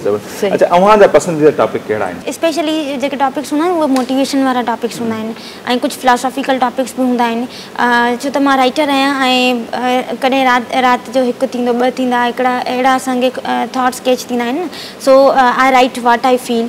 ऐं उन खां अलावा मोटिवेशनल टॉपिक्स स्पेशली इलाही मुंहिंजा पसंदीदा टॉपिक्स आहिनि ऐं जेके शयूं मां फेस कंदी आहियां पोइ उन्हनि खे लिखी छॾींदी आहियां त जीअं ॿियनि लाइ उहे ईज़ी फील थियनि। ठीकु आहे। ऐं कुझु बि थी वियो जीअं strength and courage in hard times थी वियो, पॉजिटिविटी थी वई, काइंडनेस थी वई, वुमेन एम्पावरमेंट। असां पंहिंजे नौजवाननि में कीअं उत्साह पैदा कयूं, जेके माना एॾी मायूसी आहे सोसाइटी में, नेगेटिविटी आहे, छो आहे पहिरीं ॻाल्हि अव्हां जी नज़र में, ऐं उनखे कीअं ख़तमु करे सघिजे थो? एक्चुअली इन जे करे आहे त मतिलबु इलाही फैक्टर्स आहिनि उन जा। हिकु त असां ॿिए खे सम्झण जे लाइ तयारु न हूंदा आहियूं, असां चवंदा आहियूं त सिर्फ़ु असां ई सही आहियूं। ठीकु आहे। ऐं उन खां अलावा जेको आहे सो सुपेरिटी थी वई त बसि मां ई सही थो चवां ऐं हू ॿिए खे अंडरस्टैंड ई न आहियूं कंदा ऐं जेको आहे सो काइंडनेस एक्ट न आहियूं कंदा, ॿिए सां असां कंसिडरेट थियूं, जेनरियस थियूं। मतिलबु इन्हनि जो मतिलबु इहो आहे त अगरि कंहिंखे असांजी हेल्प जी ज़रूरत आहे न त असांखे उनजी हेल्प खां वधीक थोरी मदद करणु घुरिजे त उहो इलाही ख़ुशि थी वेंदो। ऐं उन खां अलावा अगरि असां ईअं न बि नथा करे सघूं त एतिरो अहिड़ो बिहेवियर असांखे अख़्तियार करणु घुरिजे जो ॿिए खे असांखे नुक़सानु न पहुचे। उहो चवंदा आहिनि त पंहिंजे पाण ते फ़ख्र करण का ग़लति ॻाल्हि कोन्हे, असांखे फ़ख्र हुजणु खपे। जीअं असां हुई कयूं तकबर ऐं फ़ख्र में कॉन्फिडेंट हुजे, बट सुपेरियरिटी न हुजे। इहा ॻाल्हि नेगेटिव हुन में पॉइंट है, तकबर न अचणु खपे, फ़ख्र पाण ते करणु खपे। अवां कुझु चयो पे? जी अच्छा, सपना मूंखे ॿुधाइजो तव्हांजा मतिलबु आइडियल स्पीकर केर आहिनि जेके तव्हां ॾिसो था, तव्हां फॉलो कयो था, केर आहिनि उहे? जी आइडियल स्पीकर आहिनि असांजो सर राज असनानी आहे, innovative youth for change organisation आहे। मूं हुन में एज़ अ कॉन्टेंट राइटर बि आहियां ऐं ट्रेनिंग कोऑर्डिनेटर भी आहियां। वरी पम्प्स कैबिनेट आहे असांजी यूनिवर्सिटी जो, IYC जो, उन में एज़ अ प्रेसिडेंट भी आहियां। सो सर राज असनानी भी मुंहिंजो फेवरेट स्पीकर आहे। मुंहिंजी अम्मी मुंहिंजी फेवरेट स्पीकर आहे छो त हू टीचर ट्रेनर आहे न इन हवाले सां। ऐं उन खां अलावा उमेर जालियावाला आहे, हू त पाकिस्तान जी जेको आहे सो कॉर्पोरेट ट्रेनर आहे ऐं मोटिवेशनल इंस्पायरेशनल स्पीकर आहे। तव्हांजे ऑर्गेनाइजेशन जो ज़िक्र कयो, इनोवेटिव यूथ फॉर चेंज, इन जो छा मोटिव आहे? इन जो मोटिव आहे त खुद को बदल दो और फिर बदलदो रहे। जी इन्हनि जो थीम आहे ऐं इन जो मोटिव इहो आहे त माना इन जो मतिलबु जेके तव्हां सैड आहियो लाइफ में या जेके तव्हां ईअं चओ था मां नथो करे सघां त उन्हनि शयुनि खे तव्हां चेंज कयो, पंहिंजो पाण खे बि चेंज कयो ऐं पंहिंजी उन जेको तव्हांजो पाथ आहे उनखे बि चेंज करे ॾिसो त तव्हां रियलाइज़ कंदव त तव्हां वटि केॾी पावर आहे, तव्हां वटि केॾी करेज आहे, तव्हां उनखे यूटिलाइज़ कयो सही माना में। रुगो हिते मूंखे इहो सम्झायो के माण्हू इहो चवंदा रुगो ॻाल्हियुनि सां ई कुझु कोन्ह थींदो आहे। हिकिड़ो माण्हू जेको आहे न त सिंधी में हिकिड़े चवंदा त ढओ बिना ढोलिया कान्हे साञा सूंहं जी। जी जी जेकॾहिं कंहिंजे पेट में मानी कोन हूंदी उन सां वेठा तव्हां फ़लसफ़े जूं मोटिवेशन जूं ॻाल्हियूं कयो। पहिरीं मुंहिंजे ख्याल में इहे चवंदा आहिनि त करियर बहितर कयो, पंहिंजो एतिरी इनकम तव्हांजो हुजणु खपे, तव्हांजी ज़िंदगी जो गुज़ारो बहितर थी सघे, पोइ इहे ॻाल्हियूं मुंहिंजे ख़्याल असरअंदाज़ आहिनि या हर माण्हू ते थियनि थियूं। सर तव्हां मुंहिंजो फेवरेट सवाल कयो आहे। जॾहिं बि मुंहिंजा इंटरव्यू थींदा आहिनि न त पोइ उन्हनि में मूं इहा ॻाल्हि ज़रूरु कंदी आहियां त रुगो ॻाल्हियुनि सां ई न थींदो आहे। ऐं इहो आहे त इन जी ओरिजिन ईअं थी सघे थी त असां नंढा नंढा स्टेप्स खणूं। हाणे जी अगरि मां पंहिंजी सोसाइटी में काइंडनेस स्पिरिट करणु चाहियां थी न त पहिरियां मूंखे पंहिंजी रूममेट जेका आहे हॉस्टल में उन खां स्टार्ट करणी पवंदी, पोइ पंहिंजी क्लासमेट खां स्टार्ट करणी पवंदी, पोइ पंहिंजे इंस्टीट्यूट खां। पोइ ईअं छा थींदो त स्लोली सभिनि खे ख़बर पइजंदी यार सपना या जेको साक्षी त ईअं आहे जो सभिनि जी हेल्प कंदी आहे, पोइ हर को उनजी तरफ़ वधंदो। पोइ ईअं स्लोली असां ॿियनि जे लाइ हिकिड़ा ज़रियो बणिजी वेंदासीं त हेल्प जे लाइ, काइंडनेस जे लाइ, पॉजिटिविटी जे लाइ। यार साक्षी त इलाही पॉजिटिव आहे, उहा असांखे ॾाढी सुठी एडवाइस ॾेई सघे थी न। पोइ इन सां छा थियो त जेके साक्षी या सपना ॻाल्हियूं कंदी आहे त पोइ ईअं इम्प्लीमेंट थींदो थोरी ॻाल्हियुनि सां। ईअं बि आहे साक्षी, यू रोट समवेयर के U have lot of dreams, तो मुझे वो ड्रीम्स बताएं कौन कौन से हैं? मेरा कभी फिक्स ड्रीम नहीं होता है, मेरा रोज़ बदलता है बिकॉज मुझे बहुत कुछ बनना है। मुझे मम्मा से बहुत इंस्पायरेशन मिली है, पापा से बहुत मिली है, बिकॉज वो बहुत बड़े सपोर्टर हैं। तो मुझे हर कुछ बनना है जो मैं बन सकती हूँ। मुझे CSS ऑफिसर बनना है, माशाल्लाह। मुझे न्यूरो सर्जन बनना है। अच्छा, एक बने ना, यहाँ ऑफिसर या न्यूरो। वही ना मैं कह रही हूँ ना, रोज चेंज होता है। मुझे बहुत कुछ बनने का शौक है, और मोटिवेशनल स्पीकर तो मेरा मैन है कि वो तो मुझे बनना है। सही। और मेरे साथ ये है कि मुझे लेक्चरर का भी शौक है। मुझे सब कहते हैं कि इतनी उम्र में तुम बहुत अच्छे लेक्चर्स दे देती हो। मुझे लेक्चरर का बड़ा शौक है। मुझे सिंगिंग में भी शौक है, मुझे डांसिंग में भी शौक है, मुझे इन सब चीज़ों का शौक। सॉन्ग सुने अभी हम? तो अगर गोल आपको कोई एक फिक्स नहीं है तो आप मंजिल तक कैसे पहुंचेंगे? CSS बनना है, न्यूरो सर्जन बनना है, लेक्चरर बनना है? वो गोल मेरा तब फिक्स होगा ना कि जब मतलब मुझे बनना एक ही है कि अभी तो मेरा मोटिवेशनल स्पीकर गोल है। जब मैं उस एज पे आऊँगी ना तो एक आपका इन्वायरमेंट बदल जाता है, उस हिसाब से फिर आप डिसाइड करते हो। बहुत ज़्यादा लोगों को देखा है, जब उनकी बिल्कुल बेसिक होती है, उनके ख्वाब कुछ और होते हैं, जब वो बड़े होते हैं उनके कुछ और हो जाते हैं। तो एक परफेक्ट गोल तो मेरा मोटिवेशनल स्पीकर है, बट जो साइड आपकी लाइफ चलती है जिसमें आप इनकम वगैरह पूरी वो लाइफ होती है, वो मेरे इन्वायरमेंट जब चेंज होगा, जब मैं उस एज में आऊँगी तब वो मैं डिसाइड करूँगी मुझे क्या बनना है। अच्छा, मतलब जो ट्रेंड पे होगा, हाई ट्रेंड पे, जैसे अभी CSS है तो CSS में ऑफिसर बनना है, लोग बोलते हैं लेक्चरर है तो लेक्चरर बनना है। मुझे सबसे चेंज बनना है, वो बनना है जो हमारे घर से या ज़्यादातर लोग नहीं बनते। मुझे बिल्कुल चेंज बनना है कि एक नाम लगे ना कि एक आपका बिल्कुल ग्लोरीफाई हो जाता नेम। मुझे ग्लोरीफाई करवाना है कि हाँ मैं ये कर सकती हूँ with my father's name, because मेरा नाम के बाद मेरे पापा का नाम आएगा, तो उस हिसाब से मुझे करना है। डिफरेंट और शी इज़ कॉन्ट्रैक्ट किलर, उसके अलावा जेक ऑफ ऑल ट्रेड भी है हरफन मौला। सो इसमें अंदर, और साक्षी बिल्कुल सही कह रही है, ये चीज़ अगर ये बहुत कुछ बनना चाहती है, फील्ड्स में आना चाहती है, तो बाय एज और जैसे जैसे इसके अंदर और विजडम आएगी तो इसके मिशंस गोल्स चेंज होते जाएंगे। गोल्स आहिनि टाइम जे सां घटा। जी सर। सर मुंहिंजी लाइफ जा गोल्स इहा आहिनि त मां पंहिंजी सोसाइटी लाइ कुझु कयां, जंहिंखे चवंदा आहिनि जेनरियस जनरेशन ऐं ग्लोबल जनरेशन जंहिंखे सॾिजे थो। उनजो मतिलबु इहो हूंदो आहे त हिकिड़ा अहिड़ा यूथ हूंदा आहिनि जेके पंहिंजियूं स्किल्स या जेके टैलेंट्स आहिनि उहे सोसाइटी खे एज़ अ वॉलंटियर तौरु ॾियणु चाहींदा आहिनि विदाउट एनी ग्रीड। सो मां I want to be G generation, ऐं मां कोशिशि कंदी आहियां त मां ईअं थियां बि। ऐं उन खां अलावा जेको मुंहिंजा गोल्स आहिनि त मां जेके सोसाइटी में कुछ अड़ा स्टेप्स खणा त जीअं उन्हनि जी जेके सैडनेस आहे या जेको स्ट्रेस वठनि था उहे उन शइ खे उहे रिमूव कनि। ऐं उन खां अलावा एज़ अ राइटर थियणु चाहियां थी ग्लोबल लेवल ते, ऐं पंहिंजी जेका फील्ड आहे डॉक्टर ऑफ फार्मेसी उन में उनखे अॻिते खणी वञणु चाहियां थी। डॉक्टरेट डिग्री कुझु रिसर्च थी वई, उन ते रिसर्च एंड डेवलपमेंट थी वई। उन खां अलावा जी सर हाणे सां टाइम ख़तम थींदो न, कोई यूट्यूब ते मुंहिंजो चैनल बनियल आहे कहिड़े नाले सां जिते तव्हां पंहिंजी स्पीचेस या मोटिवेशन ते जी सर मां उन ते यूट्यूब ते ॾींदी आहियां। मुंहिंजो पंहिंजो पॉडकास्ट आहे यूट्यूब जे सपना चांडियो ऑफिशियल जे नाले सां आहे। उन में मूं उहो प्रोफेशनल डेवलपमेंट ऐं पर्सनल डेवलपमेंट लाइ क्रिएट कयो आहे। उन जे लाइ इनिशिएटिव वरितो आहे। उन में को डे ईंदो आहे जीअं टीचर्स डे थी वियो, जीअं फार्मासिस्ट डे हुयो, या जीअं स्टूडेंट्स डे थी वेंदो, कुझु बि अहिड़ो यूथ डे हूंदो त पोइ उन में मूं पंहिंजा व्यूज़ ॾेई करे ऐं पोइ उन ते अपलोड कंदी आहियां जी। ऐं रिसेंटली मूं असांजी प्रोफेसर आहे असिस्टेंट प्रोफेसर, उन खां बि इंटरव्यू वरितो आहे। उहो साइंटिस्ट आहे ऐं उनजो कमु आहे रिसर्च ते इलाही थियल आहे। उन खां मूं इंटरव्यू वरितो हुयो। ईअं मुख़्तलिफ़ टॉपिक्स ते मूं जेको आहे न ॿियनि खां इन्फॉर्मेशन वठी करे अपलोड कंदी आहियां। आप भी अपने चैनल वगैरह है तो या पेज तो उसका नाम ज़रूर शेयर कर रहे हैं ताकि लोग देखेंगे आपको। फिर मेरा भी यूट्यूब चैनल है, उसका नाम साक्षी कुमारी है, और उस पर मैं अपने religious purpose and days purpose जो स्पेशल डेज होते हैं और अपने टैलेंट्स को आगे शो करती हूँ कि लोग उससे मोटिव हो। उस पर मोटिवेशनल स्पीचेस, छोटी छोटी चीज़ें, पोइट्रीज वगैरह वो भी मैं शेयर करती हूँ। सही। सो आप दोनों का बहुत शुक्रिया। और जाते जाते कोई मैसेज मुख्तसर लफ्ज़ों में? मैसेज में बहुत शॉर्ट से देना चाहती हूँ कि हमारे यहाँ पे इन्वायरमेंट में अलाउ नहीं करते आगे बढ़ना, स्टॉप करवा देते हैं शॉर्ट एज में, तो वो नहीं होना चाहिए। और उसके साथ बहुत ज़्यादा हर किसी के पास एक छुपा हुआ टैलेंट होता है, उसको हिडन टैलेंट कहते हैं, सबके पास होता है। उसको कैसे ना कैसे करके आप आगे शोकेस करो, कहीं से आपको प्लेटफॉर्म मिलेगा, उस पर आगे करो। बहुत बड़े प्लेटफॉर्म हैं, जैसे अभी सपना आप ही ने कहा कि हमारे पास IYC है, वो बहुत ट्रेंडिंग प्लेटफॉर्म है, वो हमें बहुत कुछ सिखाता है। आप उन प्लेटफॉर्म को ज्वाइन करें, अलाउ करें। हर एक लड़की की स्पेशली बात नहीं, लड़कों को भी करें कि ऑल ओवर करें कि वो अलाउ और वो आए बढ़ें। क्योंकि हमारे यहाँ दी जाती है स्टडी इज़ एवरीथिंग, स्टडी करो बस बड़े होकर कुछ बनो, वो नहीं है। साइड में आप अपना नाम और भी बना सकते हो। सो इहो मुख़्तसिर पैगाम वहाँ खां बि चाहींदासीं, देन असां पोइ एंडिंग में वेंदासीं। मुंहिंजो पैगाम इहो आहे त हाणे मतिलबु थोरी क्रिटिसिज़म कई वेंदी आहे इलाही वक़्त खां वठी त यार हीअ त सोशल आहे, सोशल कम में सॼो किथे न किथे नज़र ईंदी आहे, माना हुनखे क्रिटिसाइज़ कयो वेंदो आहे, पर उन्हनि खे उहे इनकरेज कनि छो त हुननि जे अंदरि में हिकिड़ा अहिड़ा पेशेंट्स आहिनि हू पंहिंजी सोसाइटी लाइ कुझु करणु चाहिनि था, कुझु माण्हुनि लाइ, ऐं उन खां अलावा हू चेंज आणणु चाहिनि था।